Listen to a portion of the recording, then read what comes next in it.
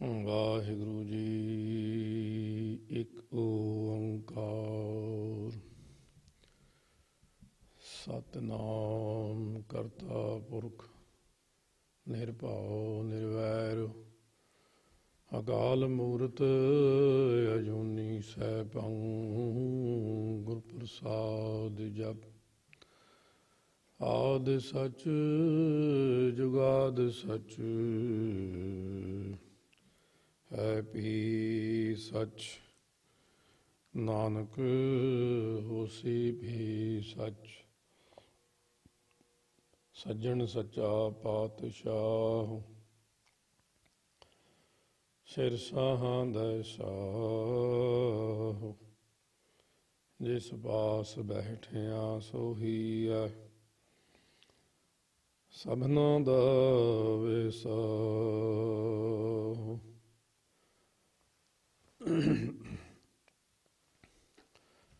ਵਾਹਿਗੁਰੂ ਜੀ।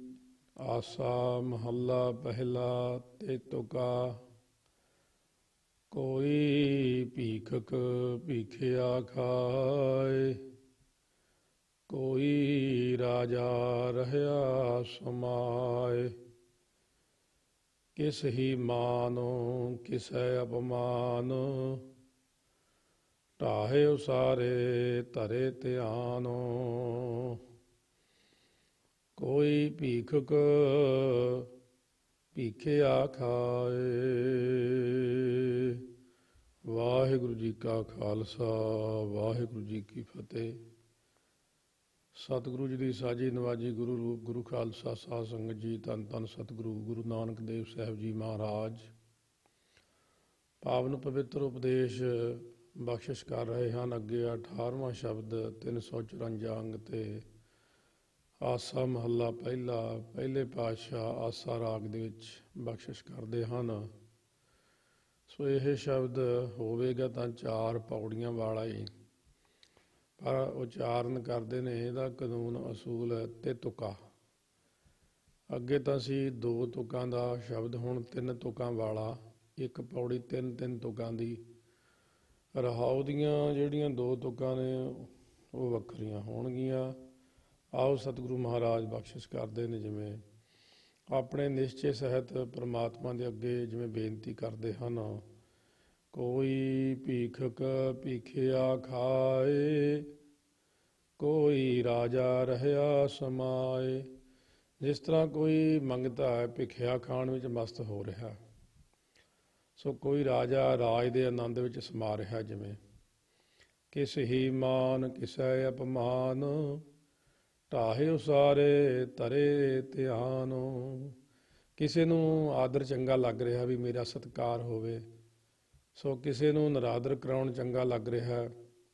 ਕਹਿੰਦੇ ਇਹ ਵਾਹਿਗੁਰੂ ਤੂੰ ਆਪ ਹੀ ਜੀਵਾਂ ਨੂੰ ਉਸਾਰਦਾ ਹੈ, ਆਪ ਹੀ ਧਿਆਨ ਧਾਰ ਕੇ ਪਾਲਦਾ ਹੈ, ਫਿਰ ਆਪ ਹੀ ਢਾਹੇ ਤੋਂ ਭਾਵ ਹੈ ਕਿ ਉਹਨਾਂ ਦੀ ਸਮਾਪਤੀ ਕਰ ਦਿੰਦਾ ਹੈ।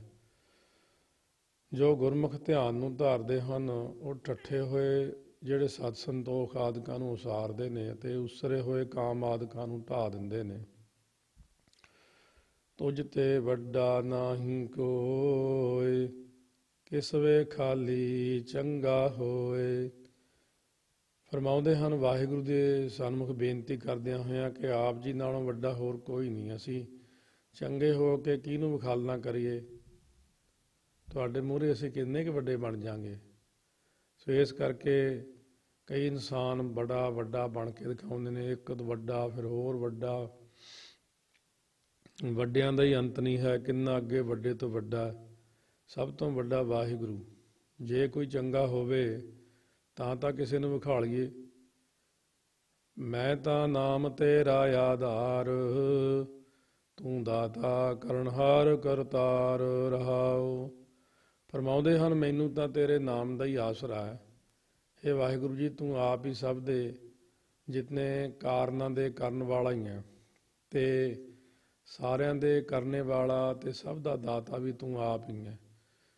ਵਿਸ਼ਰਾਮ ਦੇ ਕੇ ਫਰਮਾਉਂਦੇ ਹਨ ਵਾਟ ਨਾ ਪਾਵੋ ਵੀਗਾ ਜਾਓ, ਦਰਗਹਿ ਬੈਸਣ ਨਾਹੀ ਥਾਓ। ਇਹ ਵਾਹਿਗੁਰੂ ਤੇਰੀ ਜਿਹੜੀ ਵਾਟ ਹੈ ਭਗਤੀ ਨੂੰ ਨਹੀਂ ਪਾਉਂਦਾ, ਇਹ ਸੰਸਾਰਕ ਧੰਦਿਆਂ ਦੇ ਵਿੱਚ ਵਿੰਗਾ ਹੁੰਦਾ ਟੇਢਾ ਹੋਇਆ ਜਾਂਦਾ। ਸਾਧ ਸੰਗ ਨਾ ਵਿੰਗਾ ਪੈਰ ਤੋਂ ਭਾਵ ਵਿੰਗਾ ਪੈਰ ਹੁੰਦਾ ਜਿਹੜਾ ਟੇਢੇ ਪਾਸੇ ਨੂੰ ਚੱਲਦਾ। ਚਲਤ ਕਤ ਟੇਢੇ ਟੇਢੇ ਟੇਢੇ। ਸੋ ਇਸ ਲਈ ਦਰਗਾਹ ਵਿੱਚ ਮੈਨੂੰ ਬੈਠਣ ਨੂੰ ਵੀ ਜਗ੍ਹਾ ਨਹੀਂ ਮਿਲਣੀ, ਕਿਉਂਕਿ ਅਸੀਂ ਹਮੇਸ਼ਾ ਰਹਿਤ ਮਰਿਆਦਾ ਤੋਂ ਟੇਢੇ ਹੀ ਚੱਲਦੇ ਹਾਂ। ਮਨ ਕਾ ਅੰਧਲਾ ਮਾਇਆ ਕਾ ਬੰਧ, ਖੀਨ ਖਰਾਬ ਹੋਵੇ ਨਿਤ ਕੰਧ। ਮਾਇਆ ਦਾ ਬੱਝਿਆ ਹੋਇਆ ਹੋਣ ਕਰਕੇ ਮੈਂ ਮਨ ਦਾ ਅਗਿਆਨੀ ਹੋ ਰਿਹਾ, ਅੰਨਾ ਹੋ ਰਿਹਾ ਅੰਦਰੋਂ।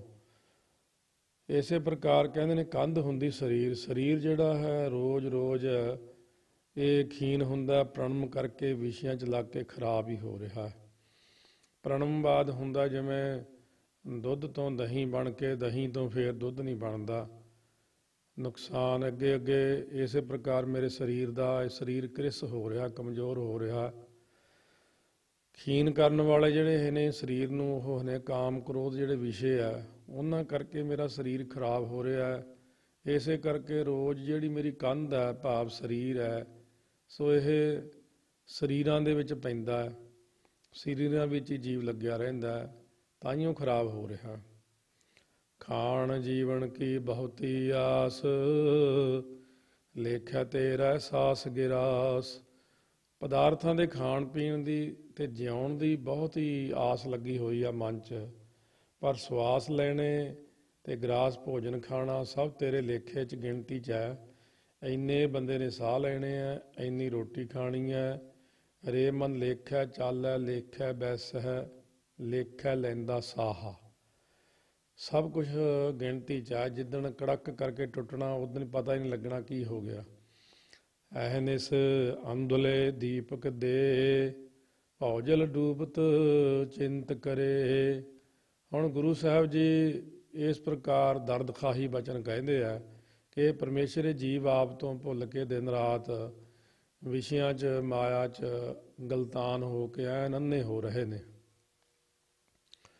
ਸੋ ਆਪ ਕਿਰਪਾ ਕਰੋ, ਇਹਨਾਂ ਨੂੰ ਗਿਆਨ ਰੂਪੀ ਦੀਪਕ ਦੇਣਾ ਕਰੋ, ਚਾਨਣ ਬਖਸ਼ਿਸ਼ ਕਰੋ। ਸੰਸਾਰ ਸਮੁੰਦਰ ਵਿੱਚ ਡੁੱਬਿਆਂ ਹੋਇਆਂ ਦੀ ਤੁਸੀਂ ਆਪ ਹੀ ਚਿੰਤਾ ਕਰੋ। ਮਹਾਰਾਜ ਜੀ ਜਗਿਆਸੂ ਬੇਨਤੀ ਕਰਦਾ ਕਿ ਪ੍ਰਮਾਤਮਾ ਅਸੀਂ ਦਿਨ ਰਾਤ ਵਿਸ਼ਿਆਂ ਵਿਕਾਰਾਂ 'ਚ ਅੰਨੇ ਹੋਏ ਫਿਰਦੇ ਹਾਂ, ਸਾਨੂੰ ਗਿਆਨ ਰੂਪੀ ਦੀਪਕ ਦਾ ਪ੍ਰਕਾਸ਼ ਦੇਣਾ ਕਰੋ।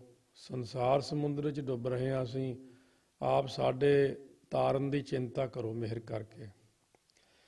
ਕਹੈ ਸੁਣਹਿ ਜੋ ਮਾਨਹਿ ਨਾਉ, ਹਉ ਬਲਿਹਾਰੈ ਤਾਕੈ ਜਾਉ।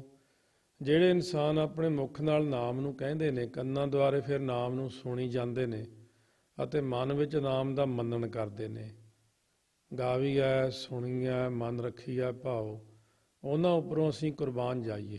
ਗੁਰੂ ਨਾਨਕ ਸਾਹਿਬ ਕਹਿੰਦੇ ਨੇ ਪਹਿਲਾਂ ਮੂੰਹ ਨਾਲ ਬੋਲੋ ਕਹਿ ਹੈ, ਫਿਰ ਕੰਨਾਂ ਨਾਲ ਸੁਣੋ ਤੇ ਮੰਨਣ ਕਰੋ, ਅੰਦਰ ਪ੍ਰੇਮ ਕਰੋ।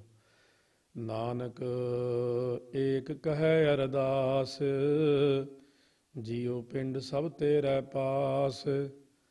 ਸਤਿਗੁਰੂ ਮਹਾਰਾਜ ਫਰਮਾਉਂਦੇ ਅਸੀਂ ਇੱਕ ਇਹੀ ਅਰਦਾਸਾਂ ਕਰਦੇ ਹਾਂ ਕਿ ਸਾਡਾ ਜਿਹੜਾ ਜੀ ਹੈ, ਆਤਮਾ ਹੈ, ਜਿਹੜਾ ਪਿੰਡ ਸਰੀਰ ਹੈ, ਸਭ ਤੇਰੇ ਪਾਸ ਹੀ ਹੈ, ਸਭ ਤੁਹਾਡੇ ਕੋਲ ਹੀ ਹੈ।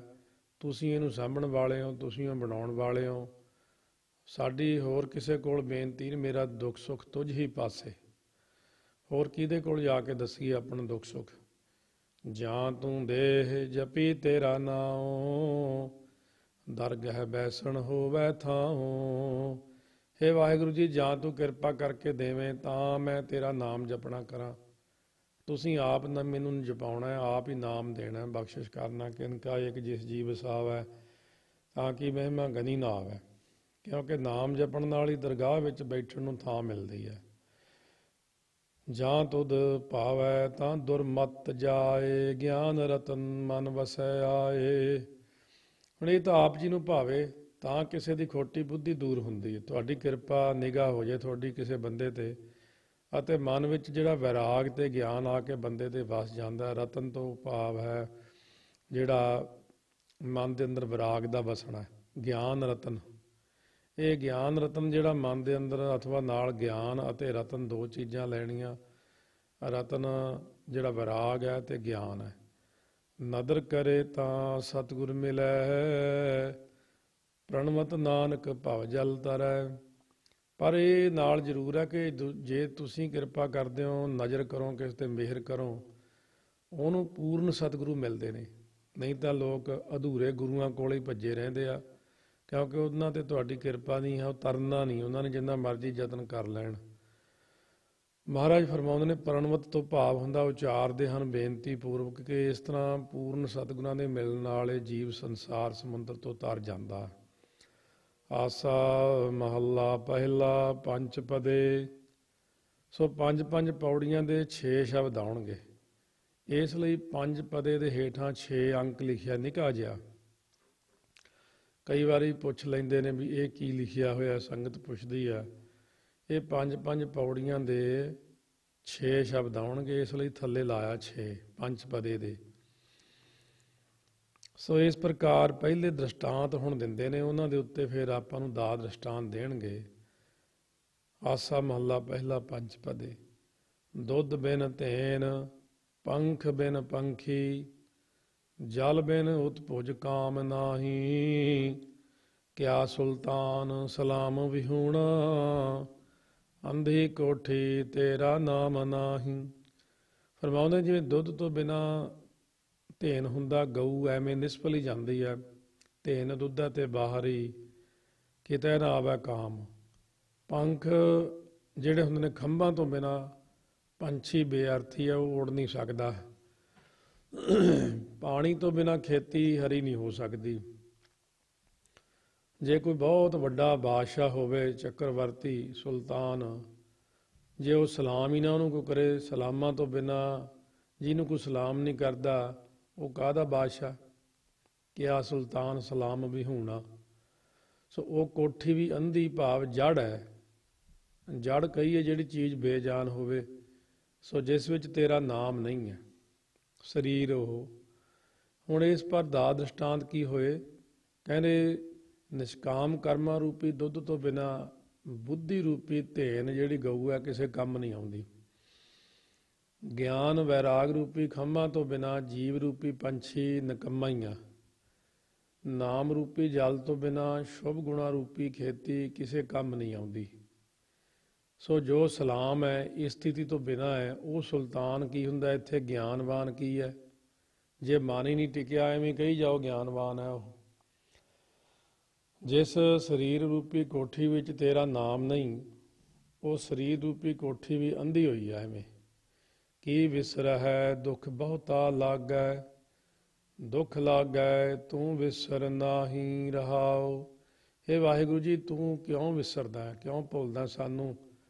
ਤੂੰ ਸਾਨੂੰ ਭੁੱਲ ਨਾ, ਕਿਉਂਕਿ ਤੇਰੇ ਭੁੱਲਣ ਕਰਕੇ ਬਹੁਤ ਦੁੱਖ ਆ ਕੇ ਲੱਗਦਾ, ਸਾਨੂੰ ਬੜਾ ਦੁੱਖ ਲੱਗਦਾ, ਇਸ ਕਰਕੇ ਤੂੰ ਭੁੱਲ ਨਾ। ਜੇ ਤੂੰ ਵਿਸਰੇਂਗਾ ਨਹੀਂ ਤਾਂ ਅਸੀਂ ਸਾਰੇ ਦੁੱਖ ਲਾਗੈ ਤੋਂ ਭਾਵ ਲਾਂਭੇ ਹੋ ਜਾਣਗੇ। ਜੇ ਕਹਿਣ ਤੋਂ ਭਾਵ ਹੈ ਕਿ ਜਦੋਂ ਤੁਸੀਂ ਨਹੀਂ ਵਿਸਰੋਗੇ ਤਾਂ ਫਿਰ ਸਾਰੇ ਦੁੱਖ ਜਿਹੜੇ ਨੇ ਉਹ ਦੂਰ ਹੋ ਜਾਣਗੇ। ਜੇ ਦੁੱਖ ਤੁਸੀਂ ਭੁੱਲ ਜਾਂਦੇ ਹੋ, ਫਿਰ ਦੁੱਖ ਸਾਡੇ ਨੇੜੇ ਆ ਜਾਂਦੇ ਆ। ਇਸ ਕਰਕੇ ਆਪ ਕਿਰਪਾ ਕਰੋ, ਪਰਮੇਸ਼ਰ ਤੇ ਭੁੱਲਿਆਂ ਵਿਆਪਨ ਸਭੇ ਰੋਗ, ਸਾਡੇ ਤੇ ਮਿਹਰ ਕਰੋ। ਵਿਸ਼ਰਾਮ ਦੇ ਕੇ ਫਰਮਾਉਂਦੇ ਨੇ, ਅੱਖੀ ਅੰਧ ਜੀਭ ਰਸ ਨਾਹੀ, ਕੰਨੀ ਪਵਣ ਨਾ ਵਾਜੈ, ਚਰਣੀ ਚੱਲੈ ਪਜੂਤਾ ਆਗੈ, ਵਿਣ ਸੇਵਾ ਫਲ ਲਾਗੇ। ਕਹਿੰਦੇ ਹਨ ਬੁਢਾਪੇ ਵਿੱਚ ਅੱਖਾਂ ਤੋਂ ਅੰਨਾ ਹੋ ਜਾਂਦਾ, ਸੋ ਜੇਬਾਂ ਦੇ ਵਿੱਚ ਸਵਾਦ ਲੈਣ ਦੀ ਸ਼ਕਤੀ ਨਹੀਂ ਰਹਿੰਦੀ, ਅਤੇ ਕੰਨਾਂ ਵਿੱਚ ਜਿਹੜਾ ਪਵਨ ਹੁੰਦਾ, ਸ਼ਬਦ ਵਾਜਾ ਪ੍ਰਗਟ ਨਹੀਂ ਹੁੰਦਾ, ਭਾਵ ਆਵਾਜ਼ ਨਹੀਂ ਸੁਣਦੀ। ਕੰਨਾਂ ਵਿੱਚ ਵਾਜਾ ਸ਼ਬਦ ਜਿਹੜਾ ਹੈਗਾ ਪਵਨ ਪ੍ਰਵੇਸ਼ ਨਹੀਂ ਕਰਦਾ। ਸੋ ਇਸ ਪ੍ਰਕਾਰ ਆਵਾਜ਼ ਨਹੀਂ ਆਉਂਦੀ ਕੰਨਾਂ ਦੇ ਵਿੱਚ, ਅਤੇ ਕੰਨਾਂ ਵਿੱਚ ਊਂ ਹੋਰ ਤਰ੍ਹਾਂ ਦੀਆਂ ਆਵਾਜ਼ਾਂ ਹੀ ਆਈ ਜਾਂਦੀਆਂ, ਕਹਿੰਦੇ ਸਾਂ ਸਾਂ ਸੁਣਦੀ ਆ। ਸੋ ਅੱਗੇ ਫਿਰ ਕਿਸੇ ਨੇ ਪਜੂਤਾ ਪਕੜਿਆ, ਭਾਵ ਫੜਿਆ ਹੋਇਆ ਹੋਵੇ ਤਾਂ ਹੀ ਪੈਰਾਂ ਨਾਲ ਤੁਰ ਸਕਦਾ ਹੈ। ਪਰ ਗੁਰਾਂ ਦੀ ਸੇਵਾ ਕੀਤੇ ਤੋਂ ਬਿਨਾਂ ਇਹੋ ਜਿਹੇ ਫਲ ਆ ਕੇ ਲੱਗਦੇ, ਬੰਦਾ ਵਡੇਪੇ 'ਚ ਚਲਿਆ ਜਾਂਦਾ ਨਾਮ ਤੋਂ ਬਿਨਾਂ। ਸਤਿਗੁਰੂ ਕਹਿੰਦੇ ਨੇ ਬਚਨ ਕਿ ਗੁਰਮੁਖ ਬੁੱਢੇ ਕਦੇ ਨਾਹੀ, ਜਿਨ੍ਹਾਂ ਅੰਤਰ ਸੁਰਤ ਗਿਆਨ। ਅੱਖਰ ਬਿਰਖ ਬਾਗ ਭੋਏ ਚੋਖੀ, ਸਿੰਚਿਤ ਭਾਉ ਕਰੇ ਹੀ, ਸਭਨਾ ਫਲ ਲਾਗੈ ਨਾਮ। ਏਕੋ ਬਿਨ ਕਰਮਾ ਕੈਸੇ ਲੇਹੀ। ਦੁਬਾਰਾ। ਅੱਖਰ ਬਿਰਖ ਬਾਗ ਭੋਏ ਚੋਖੀ, ਸਿੰਚਿਤ ਭਾਉ ਕਰੇਹੀ। ਸਭਨਾ ਫਲ ਲਾਗੈ ਨਾਮ ਏਕੋ, ਬਿਨ ਕਰਮਾ ਕੈਸੇ ਲੇਹੀ। ਜਿਵੇਂ ਬਾਗ ਦੀ ਜਿਹੜੀ ਭੋਏ ਹੁੰਦੀ ਹੈ, ਪ੍ਰਿਥਵੀ ਹੁੰਦੀ, ਧਰਤੀ ਹੁੰਦੀ ਹੈ, ਉਹ ਚੋਖੀ ਹੁੰਦੀ ਹੈ, ਸਫਾ ਕਰਕੇ ਬ੍ਰਿਛ ਲਗਾਵੇ ਤੇ ਪ੍ਰੇਮ ਨਾਲ ਜਲ ਦੇਵੇ ਤਾਂ ਸਾਰਿਆਂ ਬ੍ਰਿਕਸ਼ਾਂ ਨੂੰ ਫਲ ਲੱਗ ਜਾ। ਇਵੇਂ ਹੀ ਅੰਤःਕਰਨ ਰੂਪੀ ਬਾਗ ਦੀ ਬੁੱਧੀ ਰੂਪੀ ਪ੍ਰਿਥਵੀ ਜਿਹੜੀ ਹੈ ਇਹਨੂੰ ਸਾਫ਼ ਕਰੇ, ਪਹਿਲਾਂ ਚੋਖੀ ਕਰੇ, ਸਾਫ਼ ਕਰੇ, ਸ਼ੁੱਧ ਕਰਕੇ ਗੁਰਮੁਖੀ ਦੇ 35 ਅੱਖਰ ਜਾਂ ਸੰਸਕ੍ਰਿਤ ਦੇ 52 ਪੜ੍ਹਨ ਰੂਪੀ ਬ੍ਰਿਕਸ਼ਾਂ ਲਗਾਵੇ ਅਤੇ ਸਤਿਗੁਰਾਂ ਦੇ ਨਾਲ ਪ੍ਰੇਮ ਕਰਨੇ ਰੂਪ ਜਲ ਨੂੰ ਸਿੰਚੇ ਤਾਂ ਸਭਨਾਂ ਨੂੰ ਇੱਕ ਨਾਮ ਜਪਣ ਰੂਪੀ ਫਲ ਲੱਗਦਾ ਹੈ। ਕਹਿਣ ਤੋਂ ਭਾਵ ਕਿ ਸ਼ੁੱਧ ਬੁੱਧੀ ਦੁਆਰਾ ਸ਼ਾਸਤਰਾਂ ਦੇ ਅੱਖਰ ਪੜ੍ਹਨ ਨਾਲ ਨਾਮ ਦੀ ਪ੍ਰਾਪਤੀ ਹੁੰਦੀ ਹੈ। ਜਾਂ ਇਉਂ ਕਹਿ ਲਓ ਕਿ ਅੰਤःਕਰਨ ਰੂਪੀ ਬਾਗ ਦੀ ਬੁੱਧੀ ਰੂਪੀ ਜਿਹੜੀ ਧਰਤੀ ਹੈ ਇਹਨੂੰ ਸਫਾ ਕਰਕੇ ਗੁਰਾਂ ਦੇ ਜਿਹੜੇ ਅੱਖਰ ਹੈ, ਭਾਵ ਉਪਦੇਸ਼ ਹੈ, ਉਪਦੇਸ਼ ਰੂਪੀ ਬ੍ਰਿਕਸ਼ ਨੂੰ ਲਗਾਵੇ ਅਤੇ ਭਾਉ ਕਰੇਹੀ ਤੋਂ ਭਾਵ ਹੁੰਦਾ ਹੈ ਪ੍ਰੇਮ ਕਰਨੇ ਰੂਪ ਜਲ ਨੂੰ ਇਹਦੇ 'ਚ ਸਿੰਚੇ। ਸਭਨਾ ਫਲ ਲਾਗੈ ਨਾਮ ਏਕੋ, ਤਾਂ ਸਾਰਿਆਂ ਨੂੰ ਨਾ ਆਮ ਹੁੰਦਾ, ਆਮ ਖਾਸ ਪ੍ਰਪੰਚ ਜਿਸ ਵਿੱਚ ਨਾ ਹੋਵੇ ਐਸਾ ਜੋ ਪਰਮੇਸ਼ਰ ਹੈ ਉਹਦੀ ਪ੍ਰਾਪਤੀ ਰੂਪੀ ਫਲ ਲੱਗਦਾ ਹੈ। ਜਾਂ ਇਸ ਤਰ੍ਹਾਂ ਕਹਿ ਦਿਓ ਕਿ ਇੱਕ ਨਾਮ ਦੀ ਪ੍ਰਾਪਤੀ ਰੂਪੀ ਫਲ ਸਾਰਿਆਂ ਨੂੰ ਲੱਗਦਾ ਹੈ। ਸ੍ਰੇਸ਼ਟ ਕਰਮਾਂ ਤੋਂ ਬਿਨਾਂ ਇਸ ਫਲ ਨੂੰ ਕਿਵੇਂ ਲੈ ਸਕਦਾ ਹੈ ਜੀਵ। ਜੇਤੇ ਜੀਅ ਤੇਤੇ ਸਭ ਤੇਰੇ, ਵਿਣ ਸੇਵਾ ਫਲ ਕਿਸੈ ਨਾਹੀ।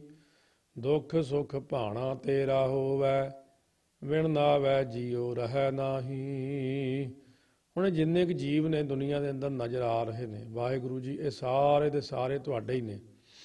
ਪਰ ਇੱਕ ਚੀਜ਼ ਹੈ, ਜੀਵ ਤਾਂ ਬਥੇਰੇ ਪੈਦਾ ਹੋਏ ਸੇਵਾ ਤਾਂ ਇਹ ਕਰਦੇ ਨਹੀਂ, ਪਰ ਗੁਰੂ ਦੀ ਸੇਵਾ ਕੀਤੇ ਤੋਂ ਬਿਨਾਂ ਗਿਆਨ ਰੂਪੀ ਫਲ ਕਿਸੇ ਨੂੰ ਵੀ ਨਹੀਂ ਮਿਲਦਾ। ਸੋ ਆਪ ਜੀ ਦੇ ਭਾਣੇ ਵਿੱਚ ਕਦੇ ਸੁੱਖ ਕਦੇ ਦੁੱਖ ਹੁੰਦਾ। ਨਾਮ ਜਪੇ ਤੋਂ ਬਿਨਾਂ ਇਹ ਜੀਵ ਕਦੇ ਵੀ ਦੁੱਖਾਂ ਸੁੱਖਾਂ ਤੋਂ ਰਹਿਤ ਨਹੀਂ ਹੋ ਸਕਦੇ। ਮੱਤ ਵਿੱਚ ਮਰਨ ਜੀਵਨ ਹੋਰ ਕੈਸਾ, ਜਾਂ ਜੀਵਾਂ ਤਾਂ ਜੁਗਤ ਨਾਹੀ। ਹੁਣ ਜੇ ਮੱਤ ਵਿੱਚ ਪਰਮੇਸ਼ਰ ਦਾ ਨਾਮ ਹੈ ਤਾਂ ਮਰਨਾ ਜਿਉਣਾ ਸਫਲ ਹੈ। ਹੁਣ ਜੇ ਬੁੱਧੀ ਵਿੱਚ ਪਰਮੇਸ਼ਰ ਦਾ ਨਾਮ ਨਹੀਂ ਤਦ ਹੋਰ ਮਰਨਾ ਜਿਉਣਾ ਕੈਸਾ ਹੈ, ਭਾਵ ਨਿਸ਼ਫਲ ਹੀ ਐਵੇਂ ਹੀ। ਨਾਮ ਤੋਂ ਬਿਨਾਂ ਜੇਕਰ ਜਿਉਂਦਾ ਵੀ ਹੈ ਤਾਂ ਜੁਗਤੀ ਪੂਰਵਕ ਨਹੀਂ ਜਿਉਂਦਾ, ਭਾਵ ਸੁੱਖ ਦਾ ਜੀਵਨ ਬਤੀਤ ਨਹੀਂ ਕਰਦਾ ਇਹ ਬੰਦਾ। 355 ਅੰਗ ਤੇ ਅਗਲੀ ਪੰਕਤੀ ਫਰਮਾਉਂਦੇ ਨੇ, ਆਹ ਨਾਨਕ ਜੀ ਵਾਲੇ ਜੀਆਂ, ਜੈ ਭਾਵੈ ਤਹਿ ਰਾਖ ਤੁਹੀ। ਹੁਣ ਮਹਾਰਾਜ ਫਰਮਾਉਂਦੇ ਨੇ, ਭਾਈ ਬੰਦਿਆ ਸੁਣ ਗੱਲ ਧਿਆਨ ਦੇ ਨਾਲ, ਇਹ ਜੀਵ ਪੁਰਖ ਕਹਿ ਲੋ, ਇਹ ਮਨੁੱਖਾ ਦੇਹੀ ਧਾਰੀ ਸਾਰੇ ਲੋਕ, ਭਾਈ ਸੁਣੋ ਸਤਸੰਗ ਤੇ ਗੱਲ। ਉਹ ਪਰਮੇਸ਼ਰ ਅੱਗੇ ਇਸ ਤਰ੍ਹਾਂ ਬੇਨਤੀਆਂ ਕਰੀ ਜਾਓ ਕਿ ਵਾਹਿਗੁਰੂ ਤੂੰ ਆਪ ਹੀ ਜੀਵਾਂ ਨੂੰ ਜਵਾਲਣ ਵਾਲਾ, ਜਿੱਥੇ ਤੈਨੂੰ ਭਾਵੇ ਉੱਥੇ ਹੀ ਰੱਖ ਲੈ, ਉੱਥੇ ਹੀ ਤੂੰ ਰੱਖਦਾ ਹੈ। ਜਿਉਂ ਭਾਵੈ ਤਿਉਂ ਰਾਖ ਲੈ, ਹਮ ਸਰਨ ਪ੍ਰਭ ਆਏ ਰਾਮ ਰਾਜੇ। ਹਮ ਭੂਲ ਵਿਗਾੜੈ ਦਿਨ ਸਰਾਧ, ਹਰ ਲਾਜ ਰਖਾਏ। ਬੇਨਤੀਆਂ ਹੈ। ਆਸਾ ਮਹੱਲਾ ਪਹਿਲਾ। ਕਾਇਆ ਬ੍ਰਹਮਾ ਮਨ ਹੈ ਧੋਤੀ, ਗਿਆਨ ਜਨੇਊ ਧਿਆਨ ਕੁਸਪਾਤੀ। ਜਿਸ ਵੇਲੇ ਗੁਰੂ ਨਾਨਕ ਦੇਵ ਜੀ ਗਿਆ ਸ਼ਹਿਰ ਪੈਂਦਾ ਪਟਨਾ ਸਾਹਿਬ ਤੋਂ ਅੱਗੇ ਬਿਹਾਰ ਦੇ ਵਿੱਚ ਗਏ ਤਾਂ ਪੰਡਿਆਂ ਨੇ ਕਿਹਾ ਕਿ ਆਪ ਬ੍ਰਾਹਮਣਾਂ ਵਾਲਾ ਭੇਸ ਧਾਰੋ ਅਤੇ ਪਿੰਡ ਭਰਾਓ। ਤਾਂ ਮਹਾਰਾਜ ਨੇ ਕਿਹਾ ਤੁਸੀਂ ਤਾਂ ਨਕਲੀ ਭੇਖ ਧਾਰੀ ਬ੍ਰਾਹਮਣੋ, ਅਸੀਂ ਅਸਲੀ ਬ੍ਰਾਹਮਣ ਆ। ਫਿਰ ਪੰਡਿਆਂ ਨੇ ਕਿਹਾ ਕਿ ਆਪ ਜੀ ਦੇ ਬ੍ਰਾਹਮਣਾਂ ਵਾਲੇ ਚਿੰਨ੍ਹ ਤਾਂ ਕੋਈ ਨਜ਼ਰ ਨਹੀਂ ਆਉਂਦੇ, ਧਾਰੇ ਤਾਂ ਹੋਏ ਨਹੀਂ, ਇਸ ਲਈ ਬ੍ਰਾਹਮਣ ਕਿਵੇਂ ਹੋ ਸਕਦੇ ਹੋ। ਤਾਂ ਗੁਰੂ ਸਾਹਿਬ ਕਹਿੰਦੇ ਦੇਖੋ, ਕਾਇਆ ਬ੍ਰਹਮਾ ਮਨ ਹੈ ਧੋਤੀ, ਗਿਆਨ ਜਨੇਊ ਧਿਆਨ ਕੁਸਪਾਤੀ। ਕਾਇਆ ਜਿਹੜੇ ਬੁੱਧੀ ਨੂੰ ਅਸੀਂ ਧੋਤੀ ਧੋ ਕੇ, ਕਹਿਣ ਤੋਂ ਭਾਵ ਮਨ ਨੂੰ ਬ੍ਰਾਹਮਣ ਕੀਤਾ, ਜਾਂ ਇਉਂ ਕਹਿ ਲਓ ਨਾਮ ਰੂਪੀ ਜਲ ਨਾਲ ਜੋ ਕਾਇਆ ਜਿਹੜੀ ਬੁੱਧੀ ਹੈ ਤੇ ਮਨ ਨੂੰ ਧੋਣਾ ਕੀਤਾ ਹੈ।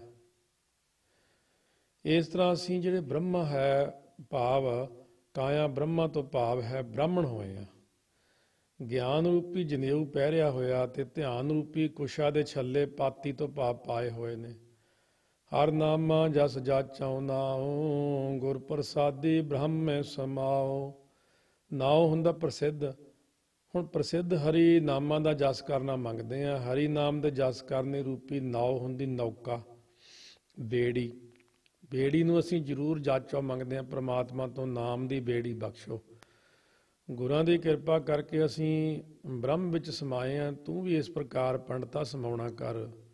ਪਾਂਡੇ ਐਸਾ ਬ੍ਰਹਮ ਵਿਚਾਰ, ਨਾਮੇ ਸੁੱਚ ਨਾਮੋ ਪੜੋ, ਨਾਮੇ ਚੱਜ ਆਚਾਰ ਰਹਾਓ। ਕਹਿੰਦੇ ਪਾਂਡੇ ਤੂੰ ਵੀ ਐਸਾ ਹੋ ਕੇ ਬ੍ਰਹਮ ਦੀ ਵਿਚਾਰ ਕਰ। ਨਾਮ ਸੰਬੰਧੀ ਪਵਿੱਤਰਤਾ ਨੂੰ ਤੂੰ ਧਾਰ। ਨਾਮ ਦੀ ਪਵਿੱਤਰਤਾ ਬੜੀ ਜ਼ਰੂਰੀ ਹੈ। ਸੋ ਇਸੇ ਪ੍ਰਕਾਰ ਨਾਮ ਸੰਬੰਧੀ ਗ੍ਰੰਥਾਂ ਨੂੰ ਪੜ੍ਹ ਕੇ ਨਾ ਨਾਮ ਜਪਣ ਰੂਪੀ ਚੱਜ ਆਚਾਰ ਜਿਹੜੇ ਹੁੰਦੇ ਨੇ ਉਹ ਸ੍ਰੇਸ਼ਟ ਕਰਤੱਵ ਕਰ। ਵਿਸ਼ਰਾਮ ਦੇ ਕੇ ਫਰਮਾਉਂਦੇ ਨੇ, ਬਾਹਰ ਜਨੇਊ ਜਿਚਰ ਜੋਤ ਹੈ ਨਾਲ, ਧੋਤੀ ਟਿੱਕਾ ਨਾਮ ਸੰਭਾਲ। ਬਾਹਰਲਾ ਜਨੇਊ ਤਦ ਤੱਕ ਨਾਲ ਰਹਿੰਦਾ ਜਦ ਤੱਕ ਸਰੀਰ ਦੇ ਨਾਲ ਜੋਤ ਹੈ, ਚੇਤਨ ਸੱਤਾ ਹੈ। ਸੋ ਇਸ ਕਰਕੇ ਅਸੀਂ ਬਾਹਰਲੇ ਜਨੇਊ ਦਾ ਪਹਿਰਣਾ ਛੱਡ ਕੇ ਗਿਆਨ ਰੂਪੀ ਜੰਝੂ ਪਹਿਰਿਆ ਹੋਇਆ। ਟਿੱਕਾ ਤੋਂ ਭਾਵ ਹੁੰਦਾ ਸ਼੍ਰੋਮਣੀ ਪਰਮੇਸ਼ਰ ਦਾ ਨਾਮ ਜੋ ਯਾਦ ਕੀਤਾ ਹੈ, ਇਹੀ ਅਸੀਂ ਧੋਤੀ ਬੰਨ੍ਹੀ ਹੋਈ ਹੈ।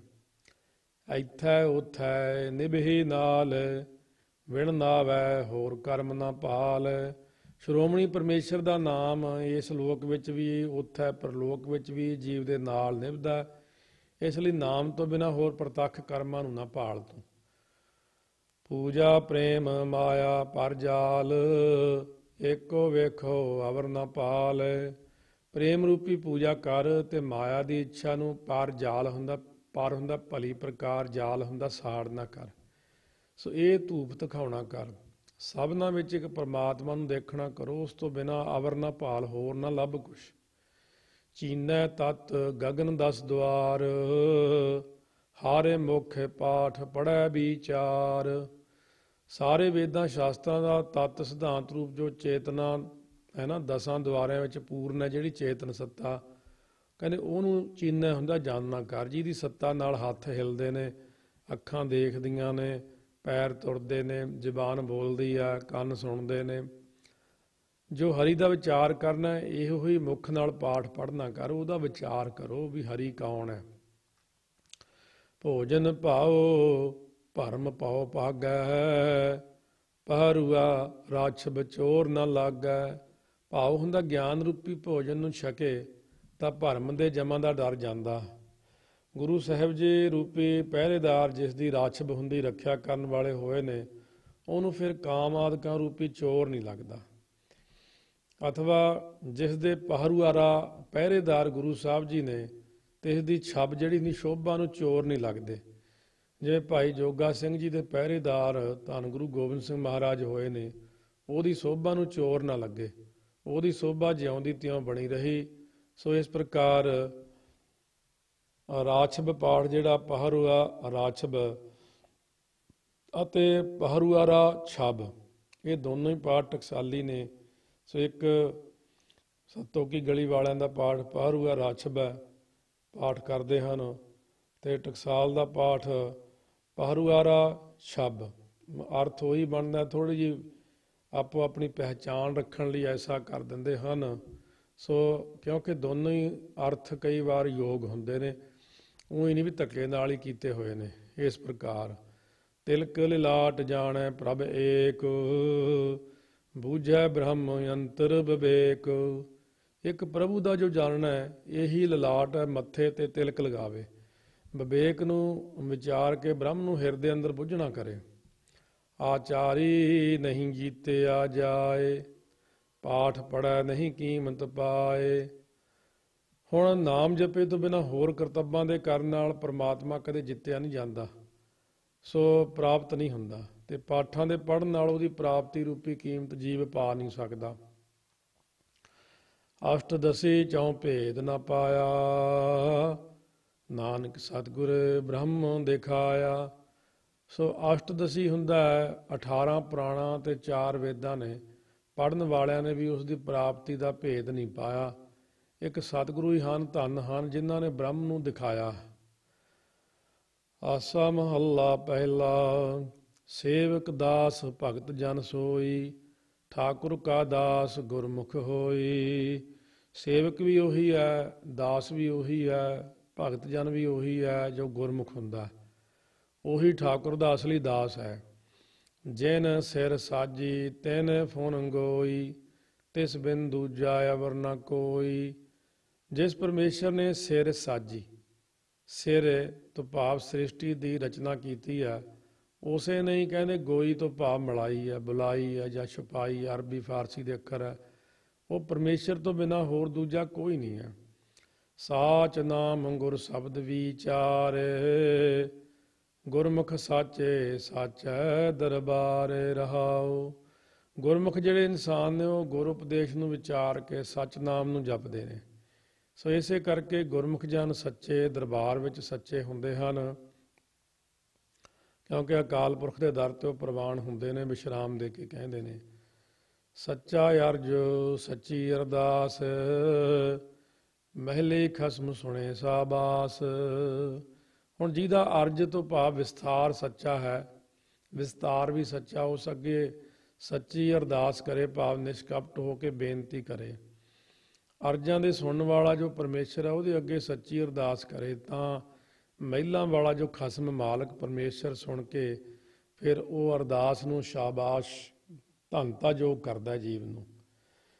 ਸੱਚਾ ਤਖਤ ਬੁਲਾਵੈ ਸੋਏ, ਦੇ ਵਡਿਆਈ ਕਰੇ ਸੋ ਹੋਏ। ਉਹਨੂੰ ਸੱਚੇ ਸਰੂਪ ਰੂਪੀ ਤਖਤ ਅੰਦਰ ਬੁਲਾਉਂਦਾ ਹੈ ਅਤੇ ਉਹਨੂੰ ਐਸੀ ਵਡਿਆਈ ਦਿੰਦਾ ਹੈ ਕਿ ਜੋ ਗੱਲ ਉਹ ਕਰਦਾ ਉਹੀ ਗੱਲ ਪੂਰੀ ਹੋ ਜਾਂਦੀ ਹੈ। ਤੇਰਾ ਤਾਣ ਤੂੰ ਹੈ ਦੀਵਾਨ, ਗੁਰ ਕਾ ਸ਼ਬਦ ਸੱਚ ਨੀਸਾਨ। ਹੇ ਵਾਹਿਗੁਰੂ ਜੀ, ਤਨ ਕਰਕੇ ਤੇਰਾ ਹੀ ਬਲ ਹੈ ਅਤੇ ਤੂੰ ਹੀ ਦੀਵਾਨ ਤੋਂ ਭਾਵ ਆਸਰਾ ਰੂਪ ਹੈ। ਸਤਿਗੁਰਾਂ ਦਾ ਉਪਦੇਸ਼ ਧਾਰਨ ਕਰਕੇ ਸੱਚੇ ਨਾਮ ਰੂਪ ਜਿਹੜਾ ਨੀਸਾਨ ਨਾ ਪ੍ਰਵਾਨਾ ਮਿਲਦਾ ਜੀਵ ਨੂੰ। ਹੇ ਸੱਚ ਸਰੂਪ ਪਰਮਾਤਮਾ, ਤੂੰ ਨੀਸਾਨ ਤੋਂ ਭਾਵ ਨੂੰ ਪ੍ਰਗਟ ਹੋ ਜਾਂਦਾ। ਮੰਨੇ ਹੁਕਮ ਸੋ ਪ੍ਰਗਟ ਜਾਏ, ਸੱਚ ਨੀਸਾਣੈ ਠਾਕ ਨਾ ਪਾਏ। ਹੁਣ ਜਿਹੜੇ ਜੀਵ ਹੁਕਮ ਨੂੰ ਮੰਨਦੇ ਨੇ, ਰੱਬ ਦੇ ਪਿਆਰੇ, ਉਹ ਸੰਸਾਰ ਵਿੱਚ ਪ੍ਰਗਟ ਹੋ ਜਾਂਦੇ ਨੇ। ਸੋ ਉਹ ਪ੍ਰਗਟ ਹੋ ਕੇ ਫਿਰ ਪ੍ਰਭੂ ਦੇ ਕੋਲ ਜਾਂਦੇ ਨੇ, ਜਦੋਂ ਇੱਥੇ ਹੀ ਮਿਲ ਪੈਂਦੇ ਨੇ ਪਰਮੇਸ਼ਰ ਨੂੰ, ਕਿਉਂਕਿ ਸੱਚ ਨਾਮ ਰੂਪ ਨੀਸਾਣੈ ਪ੍ਰਵਾਨੇ ਵਾਲੇ ਨੂੰ। ਨੀਸਾਣੇ ਤੋਂ ਭਾਵ ਹੁੰਦਾ ਪ੍ਰਵਾਨਾ, ਆਈਡੀ ਹੋਣੀ ਕੋਲੇ, ਪ੍ਰਵਾਨੇ ਵਾਲੇ ਨੂੰ ਕਿਤੇ ਵੀ ਠਾਕ ਨਾ ਪਾਏ, ਰੁਕਾਵਟ ਨਹੀਂ ਪੈਂਦੀ। ਸਿਸਟਮ ਹੀ ਅੱਗੇ ਇਹੋ ਜਿਹਾ ਲੱਗਿਆ ਹੋਇਆ ਕਿ ਸਾਡੇ ਮਸਤਕ ਤੇ ਇਹ ਮਣੀ ਪ੍ਰਗਟ ਹੋ ਜਾਂਦੀ, ਕੋਈ ਰੁਕਾਵਟ ਨਹੀਂ ਆਉਂਦੀ। ਪੰਡਿਤ ਪੜ੍ਹੈ ਵਖਾਣੈ ਵੇਦ, ਅੰਤਰ ਵਸਤ ਨ ਜਾਣੈ ਹੈ ਭੇਦ।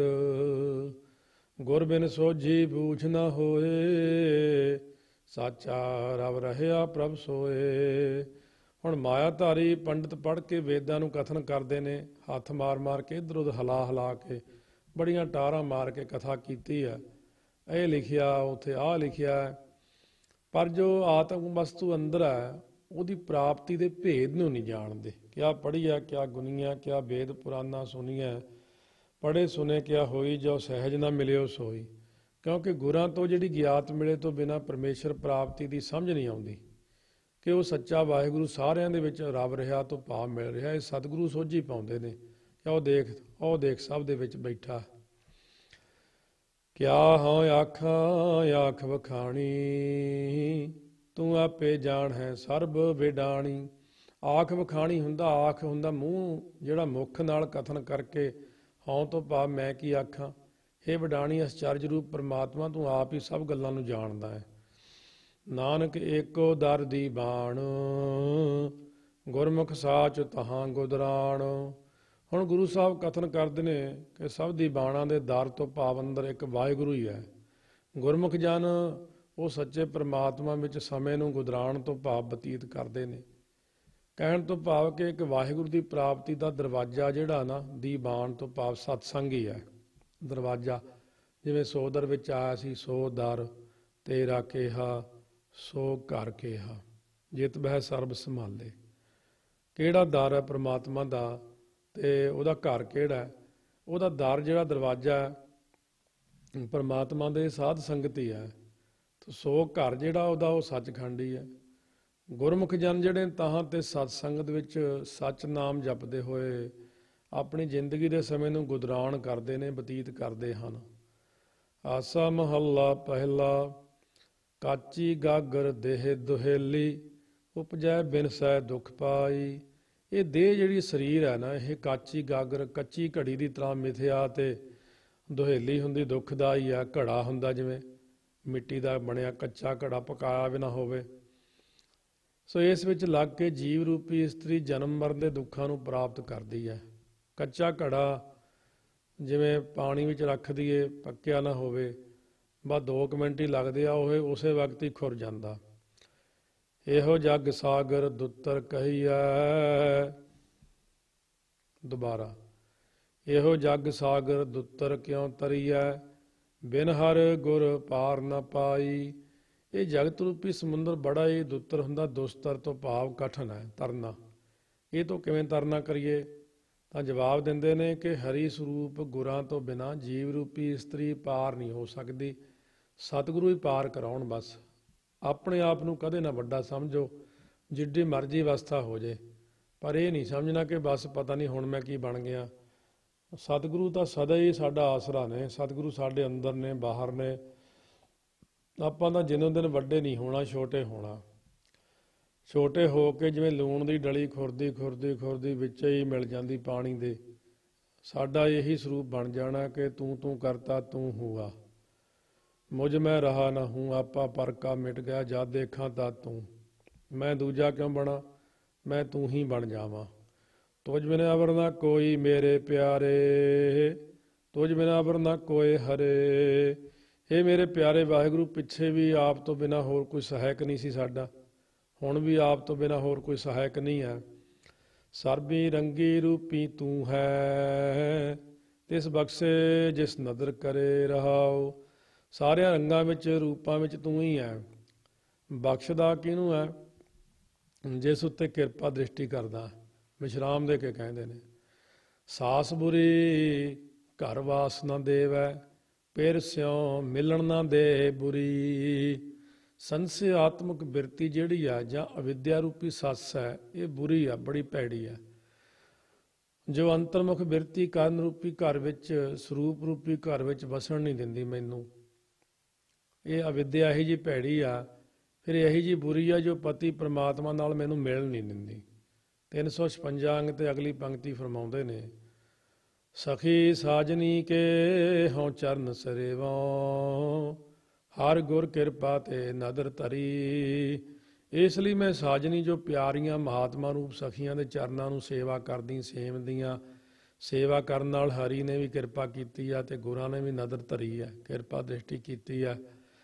ਗੁਰਾਂ ਦੀ ਕਿਰਪਾ ਹੋ ਜਾਣ ਤੇ ਇਹ ਹਰੀ ਤੁਸੀਂ ਵੀ ਮੇਰੇ ਉੱਤੇ ਕਿਰਪਾ ਦ੍ਰਿਸ਼ਟੀ ਕੀਤੀ ਹੈ ਜੀ, ਕਿਉਂਕਿ ਗੁਰੂ ਸਾਹਿਬ ਨੇ ਮੈਨੂੰ ਪਾਸ ਕਰ ਦਿੱਤਾ ਵੀ ਠੀਕ ਹੈ। ਇਹ ਤਾਂ ਅਕਾਲ ਪੁਰਖ ਜੀ ਨੇ ਖਜ਼ਾਨੇ 'ਚ ਪਾ ਲਿਆ ਮੈਨੂੰ। ਮਹਾਤਮਾ ਨੇ ਜੁਗਤੀ ਦੱਸ ਦਿੱਤੀ ਸੀ, 5 ਪਿਆਰਿਆਂ ਨੇ ਗੁਰੂ ਵਾਲਾ ਬਣਾ ਦਿੱਤਾ ਸੀ। ਸਾਰੀ ਚੈਨਲ ਬਣਾ ਦਿੱਤਾ ਇਸ ਪ੍ਰਕਾਰ ਦਾ, ਥਰੂ ਪ੍ਰੋਪਰ ਚੈਨਲ ਮੈਨੂੰ ਸੰਗਤ 'ਚ ਬਿਠਾ ਕੇ ਦੱਸ ਦਿੱਤਾ ਕਿ ਇੱਥੋਂ ਨਾ ਜਾਈਂ, ਇੱਥੋਂ ਹੀ ਕਿਰਪਾ ਹੋਣੀ ਸਾਰੀ। ਆਪ ਵਿਚਾਰ ਮਾਰ ਮਨ ਦੇਖਿਆ, ਤੁਮ ਸਾ ਮੀਤ ਨਾ ਅਵਰ ਕੋਈ। ਮਨ ਨੂੰ ਮਾਰ ਕੇ ਜਦੋਂ ਮੈਂ ਆਪਣੇ ਸਰੂਪ ਨੂੰ ਵਿਚਾਰ ਕੇ ਦੇਖਿਆ, ਹੌਲੀ ਹੌਲੀ ਮਨ ਦੇ ਗੰਦੇ ਸੁਭਾਅ ਨੂੰ ਮਾਰਿਆ। ਇਹ ਵਾਹਿਗੁਰੂ ਤੁਹਾਡੇ ਵਰਗਾ ਮੇਰਾ ਹੋਰ ਕੋਈ ਮਿੱਤਰ ਨਹੀਂ, ਧੰਨ ਹੋ ਤੁਸੀਂ। ਮਹਾਰਾਜ ਸੱਚੇ ਪਾਤਸ਼ਾਹ ਕਹਿੰਦੇ, ਪਹਿਲਾਂ ਤੂੰ ਹੋਰ ਹੀ ਮਿੱਤਰ ਬਣਾਈ ਫਿਰਦਾ ਸੀ। ਕਾਮ ਕ੍ਰੋਧ ਉਹਨਾਂ ਨੂੰ ਮਿੱਤਰ ਸਮਝਦਾ, ਕਦੇ ਮਾਇਆ ਨੂੰ, ਕਦੇ ਦੁਨਿਆਵੀ ਲੋਕਾਂ ਨੂੰ, ਕਦੇ ਹੋਰ ਪਤਾ ਨਹੀਂ ਕਿੰਨੇ ਕੁ ਮਿੱਤਰ ਬਣਾਏ ਸੀ। ਮਿੱਤਰ ਘਨੇਰੇ ਕਰ ਥੱਕੀ, ਮੇਰਾ ਦੁੱਖ ਕਾਟੈ ਕੋਏ। ਮਿੱਤਰ ਤਾਂ ਵਾਹਿਗੁਰੂ, ਮਿੱਤਰ ਪਿਆਰੇ ਨੂੰ ਹਾਲ ਮਰੀਦਾਂ ਦਾ ਕਹਿਣਾ, ਉਹ ਮਿੱਤਰ ਤਾਂ ਤੂੰ ਹੀ ਹੈ। ਸੁਣ ਯਾਰ ਹਮਾਰੇ ਸੱਜਣ ਇੱਕ ਕਰੋ ਬੇਦੰਤੀਆ। ਯਾਰ ਸੱਜਣ ਤਾਂ ਬੇਲੀ, ਮਿੱਤਰ ਤੂੰ ਹੀ ਹੈ ਸਭ ਦਾ। ਇਹ ਕੋਈ ਸਮਝੇ ਤਾਂ ਸਹੀ ਉਹਨੂੰ ਕਹਿੰਦੇ। ਇਸ ਕਰਕੇ ਇਹ ਵਾਹਿਗੁਰੂ ਹੁਣ ਮੈਨੂੰ ਸਮਝ ਲੱਗੀ, ਤੂੰ ਹੀ ਮਿੱਤਰ ਹੈ। ਜਿਉਂ ਤੂੰ ਰੱਖ ਹੈ ਤੇ ਵਹੀ ਰਹਿਣਾ, ਦੁੱਖ ਸੁੱਖ ਦੇਵ ਹੈ ਕਰ ਹੈ ਸੋਈ। ਜਿਸ ਤਰ੍ਹਾਂ ਤੂੰ ਰੱਖਦਾ ਉਸੇ ਤਰ੍ਹਾਂ ਹੀ ਮੈਂ ਰਹਿੰਦਾ। ਜੋ ਆਪ ਦੁੱਖ ਸੁੱਖ ਦੇਣਾ ਕਰਦੇ ਹੋ ਸਾਨੂੰ, ਉਸ ਨੂੰ ਮੈਂ ਚੰਗੀ ਕਰਕੇ ਮੰਨਦਾ ਵੀ ਇਹ ਨਵੇੜਾ ਕਰ ਰਹੇ ਨੇ, ਦੁੱਖ ਵੀ ਦੇ ਰਹੇ ਨੇ, ਤਾਂ ਉਹਨੂੰ ਦੁੱਖ ਨਹੀਂ ਮੈਂ ਮੰਨਦਾ। ਜੇ ਡਾਕਟਰ ਟੀਕਾ ਲਾਉਂਦਾ ਦੁੱਖ ਹੁੰਦਾ, ਆਪਰੇਸ਼ਨ ਕਰਦੇ ਦੁੱਖ ਹੁੰਦਾ, ਭਲੇ ਨੂੰ ਹੁੰਦਾ। ਇਸ ਕਰਕੇ ਤੁਸੀਂ ਵੀ ਕਰਮਾਂ ਦੇ ਹਿਸਾਬ ਨਾਲ ਦੁੱਖ ਸੁੱਖ ਦੇ ਕੇ ਉਹਨਾਂ ਦਾ ਭੁਗਤਾਨ ਕਰਾ ਰਹੇ ਹੋ ਮੇਰੇ ਤੋਂ। ਆਸਾ ਮਨਸਾ ਦੋ ਵਿਨਾਸਤ, ਤ੍ਰਿਹੁ ਗੁਣ ਆਸ ਨਿਰਾਸ ਪਹੀ। ਤੁਰੀ ਅਵਸਥਾ ਗੁਰਮੁਖ ਪਾਈਐ, ਸੰਤ ਸਭਾ ਕੀ ਓਟ ਲਹੀ। ਗੁਰਮੁਖਾਂ ਨੇ ਆਸਾ ਤੇ ਮਨਸਾ ਹੁੰਦੀ ਵਾਸ਼ਨਾ, ਦੋਨਾਂ ਨੂੰ ਹੀ ਵਿਨਾਸ਼ ਕਰਤਾ। ਆਸਾ ਹੁੰਦੀ ਲੰਬੇ ਸਮੇਂ ਤੱਕ ਲਾ ਕੇ ਰੱਖਣੀ, ਅੱਜ ਤੋਂ 20 ਸਾਲਾਂ ਨੂੰ 40 ਨੂੰ ਐ ਹੋ ਜੂ, ਫਿਰ ਐ ਹੋ ਜੂ। ਵਾਸ਼ਨਾ ਹੁੰਦੀ ਹੈ ਮਨਸਾ, ਖਿਨ ਖਿਨ ਕਾਲ ਵਿੱਚ ਫੁਰਨੀ, ਹੁਣ ਜੇ ਮੈਨੂੰ ਆਹ ਮਿਲ ਜੇ, ਉਹ ਖਾਣ ਨੂੰ ਮਿਲ ਜੇ। ਇਸ ਪ੍ਰਕਾਰ ਦੇ ਗੁਰਮੁਖਾਂ ਨੇ ਦੋਨੋਂ ਹੀ ਨਾਸ਼ ਕਰਤੀਆਂ, ਨਾ ਆਸਾ ਨਾ ਮਨਸਾ, ਸਭ ਖਤਮ ਕਰਤੀਆਂ। ਬਸ ਜਿਹੜੀ ਅਚਿੰਤ ਮਿਲੇ ਸੋ ਪਾਏ, ਉਹੀ ਅਵਸਥਾ ਬਣਾ ਲਈ ਹੈ। ਅਤੇ ਗੁਰਮੁਖਾਂ ਦੀ ਬੁੱਧੀ ਤਿੰਨਾਂ ਗੁਣਾਂ ਦੀ ਆਸਾ ਤੋਂ ਨਿਰਾਸ਼ ਹੋ ਗਈ। ਗੁਰਮੁਖਾਂ ਨੇ ਸੰਤਾਂ ਦੀ ਸਭਾ ਵਿੱਚ ਜਾ ਕੇ ਗੁਰਾਂ ਦੀ ਓਟ ਲੈ ਕੇ ਚੌਥੀ ਭੂਮਿਕਾ ਰੂਪ ਜੋ ਤੁਰੀ ਅਵਸਥਾ ਸੀ ਉਹਨੂੰ ਪ੍ਰਾਪਤ ਕਰ ਲਿਆ। ਗਿਆਨ ਧਿਆਨ ਸਗਲੇ ਸਭ ਜਪ ਤਪ, ਜਿਸ ਹਰ ਹਿਰਦੈ ਅਲਖ ਅਪੇਵਾ। ਨਾਨਕ ਰਾਮ ਨਾਮ ਮਨ ਰਾਤਾ, ਗੁਰਮਤਿ ਪਾਏ ਸਹਿਜ ਸੇਵਾ। ਉਹ ਪੁਰਸ਼ ਦੇ ਸਾਰੇ ਗਿਆਨ ਧਿਆਨ ਅਤੇ ਜਾਪ ਤਪ ਕੀਤੇ ਹੋਏ ਸਫਲ ਨੇ। ਕਹਿੰਦੇ ਜਿਸ ਦੇ ਹਿਰਦੇ ਵਿੱਚ ਅਲੱਖ ਭੇਵ ਪਰਮਾਤਮਾ ਆ ਕੇ ਵਸ ਜਾਂਦੇ ਨੇ, ਸਭ ਹੁਣ ਸਫਲਾ ਹੋ ਗਿਆ। ਸੁਹਾਗ ਮੇਰਾ ਅਬ ਹੁਣ ਸੋਹਿਓ, ਕਹਿੰਦੇ ਹੁਣ ਸੋਹਿਆ ਮੇਰਾ ਸੁਹਾਗ, ਹੁਣ ਮੇਰੇ ਮਾਲਕ ਮੇਰੇ ਹਿਰਦੇ 'ਚ ਪ੍ਰਕਾਸ਼ਮਾਨ ਹੋ ਗਏ ਨੇ। ਹੁਣ ਮਹਾਰਾਜ ਕਥਨ ਕਰਦੇ ਹਨ ਕਿ ਸਹਿਜੇ ਹੀ ਸੇਵਾ ਕਰਕੇ ਗੁਰਸਿੱਖਿਆ ਨੂੰ ਪ੍ਰਾਪਤ ਕਰਕੇ ਰਾਮ ਨਾਮ ਸਾਡਾ ਮਨ ਹੁਣ ਤਦਾਕਾਰ ਹੋ ਗਿਆ, ਇੱਕ ਮਿਕ ਹੋ ਗਿਆ, ਮਿਲ ਗਿਆ, ਲੀਨ ਹੋ ਗਿਆ ਹੈ। ਆਸਾ ਮਹੱਲਾ ਪਹਿਲਾ ਪੰਚਪਦੇ, ਇਹ ਥੱਲੇ ਲਾਇਆ ਹੈ 2 ਤੇ ਇਹ 2 ਸ਼ਬਦ ਹੋਣਗੇ। ਪਹਿਲੇ ਪਾਤਸ਼ਾਹ ਆਸਾ ਰਾਗ 'ਚ ਪੰਚਪਦੇ ਹੋਰ ਬਖਸ਼ਿਸ਼ ਕਰਦੇ ਨੇ। ਮੋਹ ਕੁਟੰਬ ਮੋਹ ਸਭ ਕਾਰ, ਮੋਹ ਤੁਮ ਤਜੋ ਸਗਲ ਵੇਕਾਰ। ਕੁਟੰਬ ਹੁੰਦਾ ਇਸਤਰੀ ਤੋਂ ਵਧਿਆ ਹੋਇਆ ਜਿਹੜਾ ਪਰਿਵਾਰ ਹੈ, ਇਹਦੇ ਜਿਹੜਾ ਤੁਸੀਂ ਮੋਹ ਕਰਨਾ, ਇਹ ਸਭ ਮੋਹ ਕਾਰ ਭਾਵ ਮੂੰਹ ਤੇ ਕਾਲਖ ਰੂਪ ਹੀ ਹੈ। ਇਹ ਮੋਹ ਸਭ ਕਾਲਖ ਰੂਪ ਹੈ। ਸਭ ਵਿਕਾਰਾਂ ਦੀ ਉਤਪਤੀ ਕਰਨ ਵਾਲੇ ਮੋਹ ਨੂੰ ਤੁਸੀਂ ਤਿਆਗਣਾ ਕਰੋ। ਸੋ ਦੂਸਰਾ ਭਾਵ ਇਹ ਕਿ ਕੁਟੰਬ ਦਾ ਮੋਹ ਤੇ ਸਾਰੇ ਕਾਰ ਵਿਹਾਰਾਂ ਦਾ ਜੋ ਮੋਹ ਹੈ, ਉਹ ਮੋਹ ਨੂੰ ਤੁਸੀਂ ਤਿਆਗ ਦਿਓ, ਕਿਉਂਕਿ ਇਹੋ ਸਾਰਿਆਂ ਵਿਕਾਰਾਂ ਦਾ ਕਾਰਨ ਹੈ।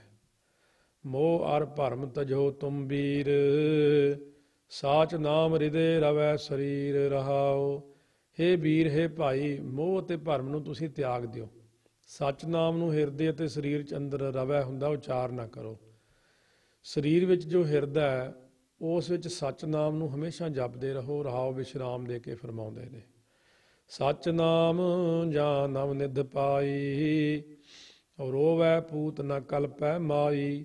9 ਨਿਧੀਆਂ ਦੇ ਦਾਤੇ ਸੱਚ ਨਾਮ ਦੀ ਜਦ ਪ੍ਰਾਪਤੀ ਪਾਈ ਤਾਂ ਪ੍ਰਤੱਖ ਪੁੱਤਰ ਨਹੀਂ ਰੋਂਦਾ, ਅਤੇ ਮਾਈ ਤੋਂ ਭਾਵ ਮਾਂ ਵੀ ਨਹੀਂ ਕਲਪਦੀ। ਅੰਤਰੀ ਭਾਵ ਤਾਂ ਇਹ ਕਿ ਮਨ ਰੂਪੀ ਪੁੱਤਰ ਰੋਂਦਾ ਨਹੀਂ।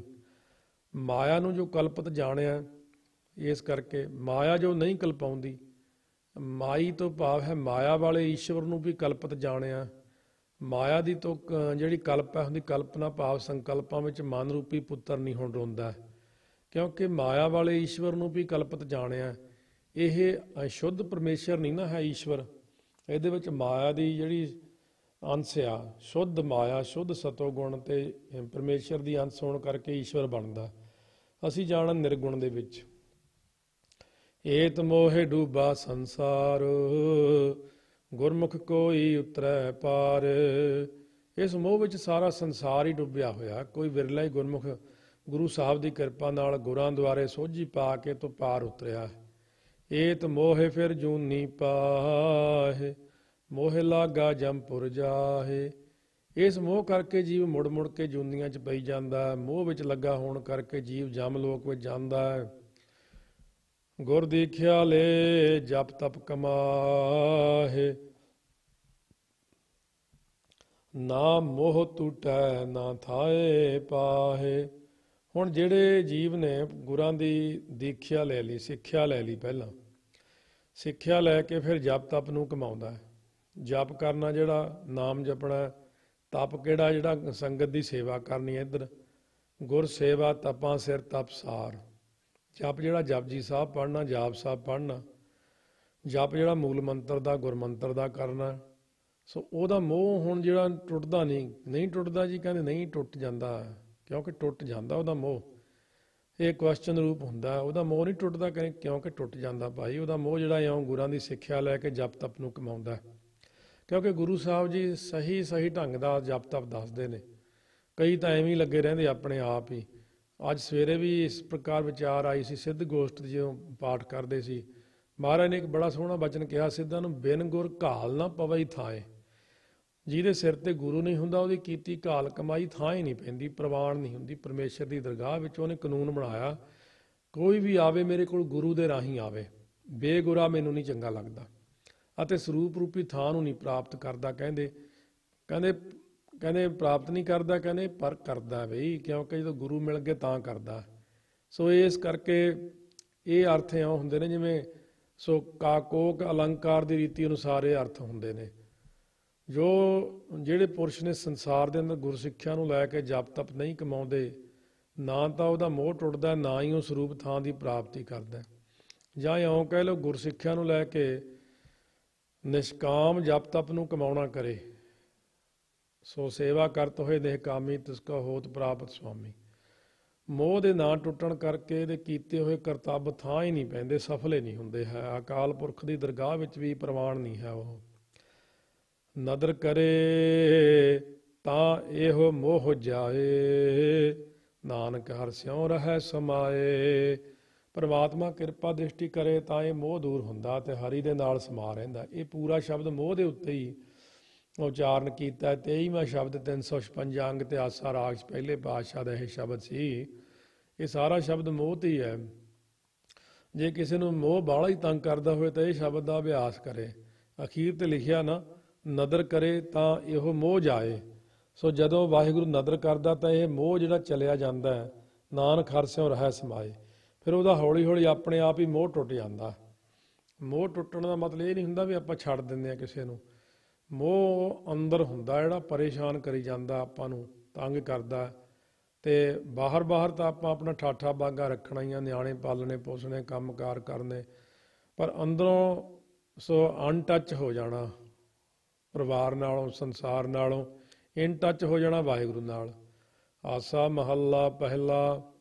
ਆਪ ਕਰੇ ਸੱਚ ਅਲਖ ਅਪਾਰ, ਹਉ ਪਾਪੀ ਤੂੰ ਬਖਸ਼ਣਹਾਰ। ਹੇ ਸੱਚੇ ਅਲਖ ਹੁੰਦਾ ਜਾਣਨੇ ਤੋਂ ਰਹਿਤ, ਅਪਾਰ ਹੁੰਦਾ ਬੇਅੰਤ ਗੁਣਾ ਵਾਲੇ ਵਾਹਿਗੁਰੂ। ਤੂੰ ਆਪ ਹੀ ਸਭ ਕੁਝ ਕਰਦਾ। ਹਉ ਤੋਂ ਭਾਵ ਮੈਂ ਪਾਪੀ ਗੁਨਾਹਗਾਰ ਹਾਂ, ਤੂੰ ਔਗਣ ਬਖਸ਼ਣ ਵਾਲਾ ਜੀ।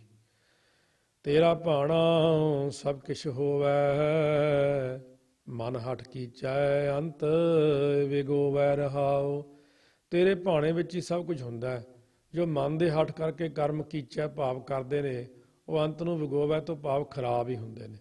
ਸੋ ਇਹ ਜਿਹੜੀ ਬੇਨਤੀ ਕੀਤੀ, ਮੋਹ ਵਾਲਾ ਸ਼ਬਦ ਪੜ੍ਹ ਕੇ ਮੋਹ ਠੀਕ ਹੋ ਜਾਂਦਾ, ਕੱਟਿਆ ਜਾਂਦਾ। ਸੋ ਪਿੱਛੇ ਜੇ ਸਿੰਘਾਂ ਦੇ ਬਚਨ ਹੋਏ ਸੀ ਮਹਾਰਾਜ ਜੀ ਨਾਲ, 10ਵੇਂ ਪਾਤਸ਼ਾਹ ਨਾਲ ਅਭਿਆਸੀਆਂ ਦੇ। ਕਹਿੰਦੇ ਮਹਾਰਾਜ ਜੀ, ਜਿਹੜਾ ਇਹ ਆਪ ਜੀ ਤੋਂ ਕੁਛ ਵੀ ਅਸੀਂ ਮੰਗਣਾ, ਜਿਵੇਂ ਮਾਇਆ ਦੀ ਕਮੀ ਹੋ ਜਾਂਦੀ ਕਿਸੇ ਕੋਲੋਂ, ਮਾਇਆ ਦਾ ਸ਼ਬਦ ਪੜ੍ਹਦਾ, ਕੀ ਫਿਰ ਉਹ ਭਾਣੇ ਤੋਂ ਬਾਹਰ ਨਹੀਂ ਹੋ ਜਾਂਦੀ ਗੱਲ ਵੀ ਜਦ ਤੁਸੀਂ ਲਿਖੀ ਨਹੀਂ ਮਾਇਆ? ਸਤਿਗੁਰੂ ਕਹਿੰਦੇ ਭਾਈ, ਜਿਹੜਾ ਸ਼ਬਦ ਦੇ ਰਾਹੀਂ ਕੁਛ ਲੈਣਾ ਉਹ ਭਾਣੇ ਅੰਦਰ ਹੀ ਹੁੰਦਾ, ਸ਼ਬਦ ਦੇ ਰਾਹੀਂ ਕਿਰਪਾ ਹੁੰਦੀ ਹੈ। ਕਹਿੰਦੇ ਜੋ ਹੁਣ ਤੁਸੀਂ ਸ਼ਬਦ ਪੜ੍ਹਦੇ ਹੋ ਉਹਦੇ ਮੁਤਾਬਕ ਅਸੀਂ ਜਾਣ ਲੈਂਦੇ ਵੀ ਇਹ ਆਹ ਸ਼ਬਦ ਪੜ੍ਹਦਾ ਤੇ ਇਹਦੀ ਆਹ ਇੱਛਾ ਅਸੀਂ ਉਹ ਪੂਰੀ ਕਰ ਦਿੰਦੇ ਹਾਂ। ਫਿਰ ਮਹਾਰਾਜ ਨੇ ਵਚਨ ਕੀਤਾ ਸੀ, ਕਹਿੰਦੇ ਜਿਹੋ ਜਿਹੀ ਲੋੜ ਹੋਵੇ ਉਹੋ ਜਿਹਾ ਸ਼ਬਦ ਪੜ੍ਹ ਲਿਆ ਕਰੋ। ਅਸੀਂ ਫਿਰ ਸਮਝ ਜਾਂਦੇ ਹਾਂ, ਕਿਉਂਕਿ ਅਸੀਂ ਤਾਂ ਸ਼ਬਦ ਰੂਪ ਹੀ ਹਾਂ। ਇਸ ਕਰਕੇ ਕਈ ਲੋਕ ਇਉਂ ਕਹਿੰਦੇ ਜੀ ਸ਼ਬਦ ਨਹੀਂ ਪੜ੍ਹਨਾ ਚਾਹੀਦਾ, ਉੱਥੇ ਆਹ ਨਹੀਂ ਕਰਨਾ ਚਾਹੀਦਾ, ਬਾਣੀ ਪੜ੍ਹਨੀ ਚਾਹੀਦੀ। ਇਹ ਬਾਣੀ ਹੋਈ ਆ। ਉਹ ਜਿਹੜੇ ਲੋਕ ਸਿਧਾਂਤ ਤੋਂ ਹੀਣੇ ਨੇ, ਜਿਨ੍ਹਾਂ ਨੂੰ ਕੋਈ ਗਿਆਨ ਤੇ ਹੁੰਦਾ ਨਹੀਂ, ਐਵੇਂ ਚੁੱਕ ਕੇ ਉੱਥੇ ਚਲੇ ਗਏ ਸੀ ਇੱਕ ਵਾਰ ਸ੍ਰੀ ਅਕਾਲ ਤਖ਼ਤ ਸਾਹਿਬ ਤੇ, ਆਹ ਸ਼ਬਦ ਨਹੀਂ ਕਰਨੇ ਚਾਹੀਦੇ। ਤੁਸੀਂ ਦੁਨੀਆ ਨੂੰ ਜੁੜਤਾ ਲੈਣ ਤੋਂ ਮਾੜਾ ਮੋਟਾ ਸ਼ਬਦ ਹੀ ਪੜ੍ਹਦੇ ਆ, ਕੋਈ ਮਾੜੀ ਗੱਲ ਤਾਂ ਨਹੀਂ ਕਰਦੇ। ਸੋ ਇਸ ਕਰਕੇ ਆਪਣੀ ਐਵੇਂ ਮਨਮੁਖਤਾਈ ਜੀ ਦਿਖਾਉਣ ਤੁਰ ਪੈਂਦੇ ਨੇ। ਜਿਹੜੇ ਸ਼ਬਦ ਪੜ੍ਹਾਂਗੇ, ਬਾਣੀ ਪੜ੍ਹਾਂਗੇ, ਉਹ ਸਭ ਵਾਹਿਗੁਰੂ ਦੀ ਕਿਰਪਾ ਹੀ ਹੋਣੀ ਹੈ। ਪਹਿਲਾਂ ਜਗਿਆਸੂ ਐਂ ਚੱਲਦਾ ਹੁੰਦਾ, ਹੌਲੀ ਹੌਲੀ ਰਾਹ ਤੇ ਆ ਜਾਂਦਾ ਆਪਣੇ ਆਪ ਹੀ। ਸੋ ਇਸ ਕਰਕੇ ਮਹਾਰਾਜ ਸੱਚੇ ਪਾਤਸ਼ਾਹ ਇਹ ਬਚਨ ਕਰਦੇ ਹਨ ਕਿ ਤੇਰੇ ਭਾਣੇ ਵਿੱਚ ਸਭ ਕੁਝ ਹੁੰਦਾ ਹੈ। ਜੋ ਮਨ ਦੇ ਹੱਠ ਕਰਕੇ ਕਰਮ ਕੀਚੈ ਤੋਂ ਭਾਵ ਕਰਦੇ ਨੇ ਉਹ ਅੰਤ ਨੂੰ ਵਿਗੋਵੈ ਖਰਾਬ ਹੀ ਹੁੰਦੇ ਨੇ। ਇਸੇ ਕਰਕੇ ਕਹਿੰਦੇ ਨੇ ਤੇਰਾ ਭਾਣਾ ਸਭ ਕੁਛ ਹੋਵੈ, ਮਨ ਹੱਠ ਕੀਚੈ ਅੰਤ ਵਿਗੋਵੈ ਰਹਾਓ। ਵਿਸ਼ਰਾਮ ਦੇ ਕੇ ਫਰਮਾਉਂਦੇ ਨੇ ਮਨਮੁਖ ਕੀ ਮਤ ਕੂੜ ਵਿਆਪੀ, ਬਿਨ ਹਰ ਸਿਮਰਨ ਪਾਪ ਸੰਤਾਪੀ। ਮਨਮੁਖ ਦੀ ਬੁੱਧੀ ਝੂਠ ਵਿੱਚ ਲੱਗੀ ਰਹਿੰਦੀ ਹੈ ਹਮੇਸ਼ਾ, ਤੇ ਨਾਮ ਸਿਮਰਨ ਤੋਂ ਬਿਨਾਂ ਪਾਪਾਂ ਕਰਕੇ ਉਹ ਦੁਖੀ ਹੁੰਦਾ ਰਹਿੰਦਾ ਹਮੇਸ਼ਾ, ਕਿਉਂਕਿ ਸਿਮਰਨ ਨਹੀਂ ਕਰਦਾ, ਗੱਲਾਂ ਜ਼ਿਆਦਾ ਕਰਦਾ। ਦੁਰਮਤ ਤਿਆਗ ਲਾਹਾ ਕਿਛ ਲੇਵਹੋ, ਜੋ ਉਪਜੈ ਸੋ ਅਲਖ ਅਪੇਵਹੋ। ਖੋਟੀ ਬੁੱਧੀ ਜਿਹੜੀ ਹੁੰਦੀ ਇਹਨੂੰ ਛੱਡ ਦਿਓ, ਖੋਟੀ ਮੱਤ ਛੱਡ ਕੇ ਗੁਰੂ ਸਾਹਿਬ ਦੀ ਮੱਤ ਲਓ, ਮਨੁੱਖ ਜਨਮ ਦਾ ਲਾਭ ਲਓ, ਤੋ ਕੁਝ ਆਤਮਿਕ ਲਾਭ ਲੈਣਾ ਕਰੋ। ਜੋ ਵੀ ਪੈਦਾ ਹੋ ਰਿਹਾ ਹੈ ਸੋ ਅਲੱਖ ਅਭੇਵ ਜੋ ਪ੍ਰਮਾਤਮਾ ਹੈ ਉਸੇ ਤੋਂ ਹੀ ਪੈਦਾ ਹੋਇਆ ਜਾਣੋ। ਪੈਦਾ ਤਾਂ ਸਾਰੇ ਪ੍ਰਮਾਤਮਾ ਨੇ ਕੀਤੇ ਨੇ, ਫਿਰ ਈਰਖਾ ਕਿਹਦੇ ਨਾਲ ਕਰਨੀ ਹੈ। ਇਸ ਕਰਕੇ ਜਿਨ੍ਹਾਂ ਨੇ ਕਦੇ ਗੁਰਬਾਣੀ ਪੜ੍ਹੀ ਨਹੀਂ, ਉਹ ਸਿਧਾਂਤ ਨਹੀਂ ਜਾਣਦੇ ਬਾਣੀ ਦਾ, ਉਹ ਐਵੇਂ ਹੀ ਰੌਲਾ ਪਾਈ ਜਾਂਦੇ ਰਹਿੰਦੇ ਆ। ਕਿਉਂ ਇਹ ਰੌਲਾ ਇਸੇ ਕਰਕੇ ਪਾਉਂਦੇ। ਹੁਣ ਰੌਲਾ ਤਾਂ ਹੀ ਹਟਾਉਣ ਨੂੰ ਲੜੀਵਾਰ ਕਥਾ ਆਪਾਂ ਕਰ ਰਹੇ ਹਾਂ ਕਿ ਸਿਧਾਂਤ ਤਾਂ ਸਮਝ ਲੱਗ ਸਕੇ ਆਪਾਂ ਨੂੰ। ਸੋ ਜੇ ਵੀ ਸਵਾਸ ਉਪਜਿਆ ਆਉਂਦਾ ਉਸ ਵਿੱਚ ਅਲੱਖ ਭੇਵ ਨੂੰ ਜਪਣਾ ਕਰੋ।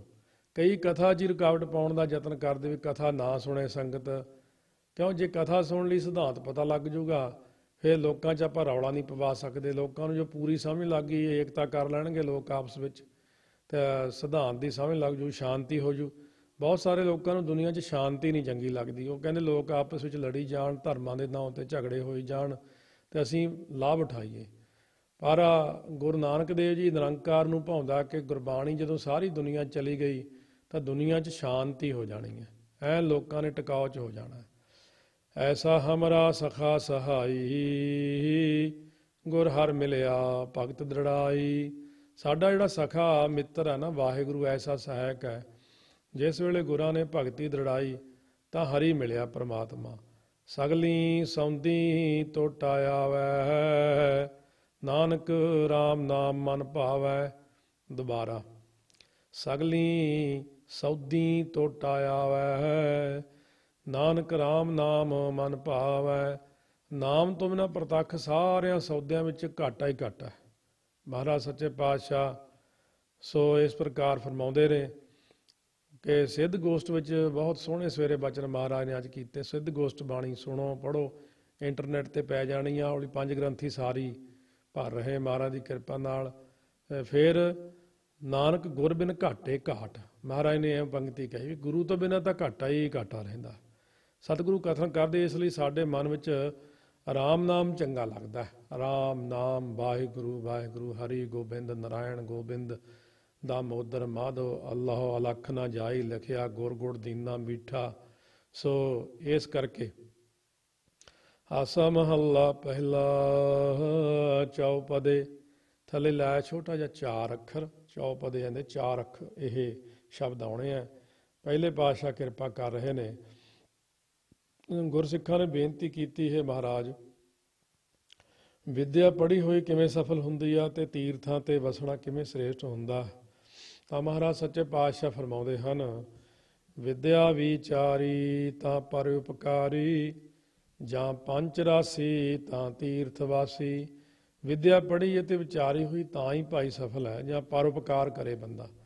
ਪਹਿਲਾਂ ਹੁੰਦਾ ਸੀ ਲੋਕ ਡਾਕਟਰ ਹੁੰਦੇ ਸੀਗੇ, ਹੋਰ ਵੈਦ ਹੁੰਦੇ ਸੀ, ਵਿਦਿਆ ਪੜ੍ਹਨੀ ਫਿਰ ਲੋਕਾਂ ਦਾ ਭਲਾ ਸੋਚਣਾ। ਅੱਜ ਕੱਲ੍ਹ ਹੋਰ ਹੀ ਹਿਸਾਬ ਕਿਤਾਬ ਜਿਹਾ ਬਣ ਗਿਆ। ਚਾਹੇ ਠੀਕ ਆ, ਮੰਨਦੇ ਆ ਬਹੁਤ ਸਾਰੇ ਡਾਕਟਰ ਚੰਗੇ ਹੀ, ਕਈ ਬਾਹਲੇ ਡਾਕਟਰ ਬਣ ਕੇ ਤਾਂ ਇਹੀ ਸੋਚਦੇ ਵੀ ਵੱਢ ਲਓ ਜੇਬਾਂ ਜਿੰਨੀਆਂ ਵੱਢ ਹੁੰਦੀਆਂ, ਲੋਕਾਂ ਨੂੰ ਲੁੱਟ ਲਟਾ ਕੇ ਉਹ ਬਣ ਜਾਓ ਵੱਡੇ, ਕਮਾ ਲਓ ਪੈਸੇ। ਹੋਰ ਵੀ ਸਾਰੇ ਮਹਿਕਮੇ ਵਾਲੇ ਐਂ ਹੀ ਕਰਦੇ।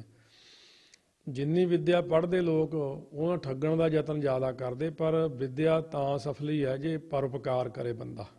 ਰੋਟੀ ਤਾਂ ਰੱਬ ਦਿੰਦਾ ਹੀ ਆ, ਵਾਹਿਗੁਰੂ 'ਤੇ ਭਰੋਸਾ ਕਰਕੇ ਪਰਉਪਕਾਰੀ ਜੀਵ ਬਣੇ।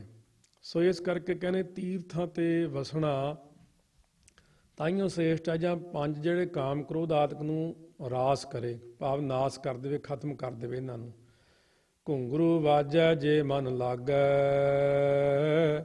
ਤਉ ਜਮ ਕਹਾਂ ਕਰੇ ਮੋਹ ਸਿਉ ਆਗੈ ਰਹਾਉ। ਮਹਾਰਾਜ ਕਹਿੰਦੇ ਘੁੰਗਰੂ ਵਜਾਉਣੇ ਤਾਂ ਸਫਲੇ ਨੇ ਜੇ ਭਜਨ ਸਿਮਰਨ ਵਿੱਚ ਮਨ ਲੱਗ ਜਾਏ। ਘੁੰਗਰੂ ਹੁੰਦਾ ਘੋਰੜੂ ਵੱਜਣ ਵੇਲੇ ਵੀ ਜੇਕਰ ਨਾਮ ਵਿੱਚ ਮਨ ਲੱਗ ਜੇ ਤਾਂ ਜਮ ਅੱਗੇ ਆ ਕੇ ਮੇਰੇ ਨਾਲ ਕੀ ਕਰੇਗਾ, ਕੋਈ ਨਹੀਂ ਕਰ ਸਕਦਾ। ਅੱਗੇ ਗਿਆ ਜਮ ਮੇਰੇ ਨਾਲ ਕੀ ਕਰੇਗਾ, ਅਰਥਾਤ ਜਮ ਮੇਰੇ ਨਾਲ ਕਹਿੰਦੇ ਕੀ ਕਰੇਗਾ, ਜਮ ਦਾ ਜ਼ੋਰ ਹੀ ਨਹੀਂ ਚੱਲਣਾ। ਵਿਸ਼ਰਾਮ ਦੇ ਕੇ ਫਰਮਾਉਂਦੇ ਹਨ। ਇੱਕ ਭਾਵ ਹੋਰ ਵੀ ਹੈ। ਸੋ ਇਸ ਤਰ੍ਹਾਂ ਕਿ ਘੁੰਗਰੂ ਵਾਜਾ ਜੇ ਮਨ ਲੱਗ ਹੈ। ਕਈ ਵਾਰ ਜੇ ਮਨ ਲੱਗਣ ਲੱਗ ਜਾਂਦਾ, ਜੁੜਨ ਲੱਗ ਜਾਂਦਾ ਬੰਦਗੀ 'ਚ, ਤਾਂ ਘੁੰਗਰੂਆਂ ਦੀ ਆਵਾਜ਼ ਵੀ ਸੁਣਦੀ ਹੈ। ਇਹ ਹੁਣ ਅਭਿਆਸੀਆਂ ਲਈ ਹੈ। ਆਮ ਬੰਦੇ ਤਾਂ ਵਿਚਾਰੇ ਹੱਸਣ ਲੱਗ ਜਾਂਦੇ ਇਹਨਾਂ ਗੱਲਾਂ 'ਤੇ। ਫਿਰ ਇਹ ਪੰਜ ਸ਼ਬਦ ਆਉਣ ਲੱਗ ਜਾਂਦੇ ਹੌਲੀ ਹੌਲੀ ਮੂਹਰੇ।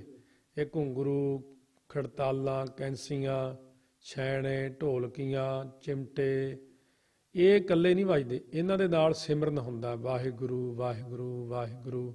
ਟੱਲੀਆਂ ਦੀ ਆਵਾਜ਼ ਕਿਤੇ ਦੂਰ ਟੱਲੀਆਂ ਵੱਜਦੀਆਂ, ਜਾਂ ਹੌਲੀ ਹੌਲੀ ਇਹ ਅਨਹਦ ਸ਼ਬਦ ਹੁੰਦੇ ਸ਼ੁਰੂ, ਤਾਂ ਰਸ ਆਉਣਾ ਸ਼ੁਰੂ ਹੁੰਦਾ, ਇਕਾਗਰਤਾ ਬਣਦੀ ਹੈ।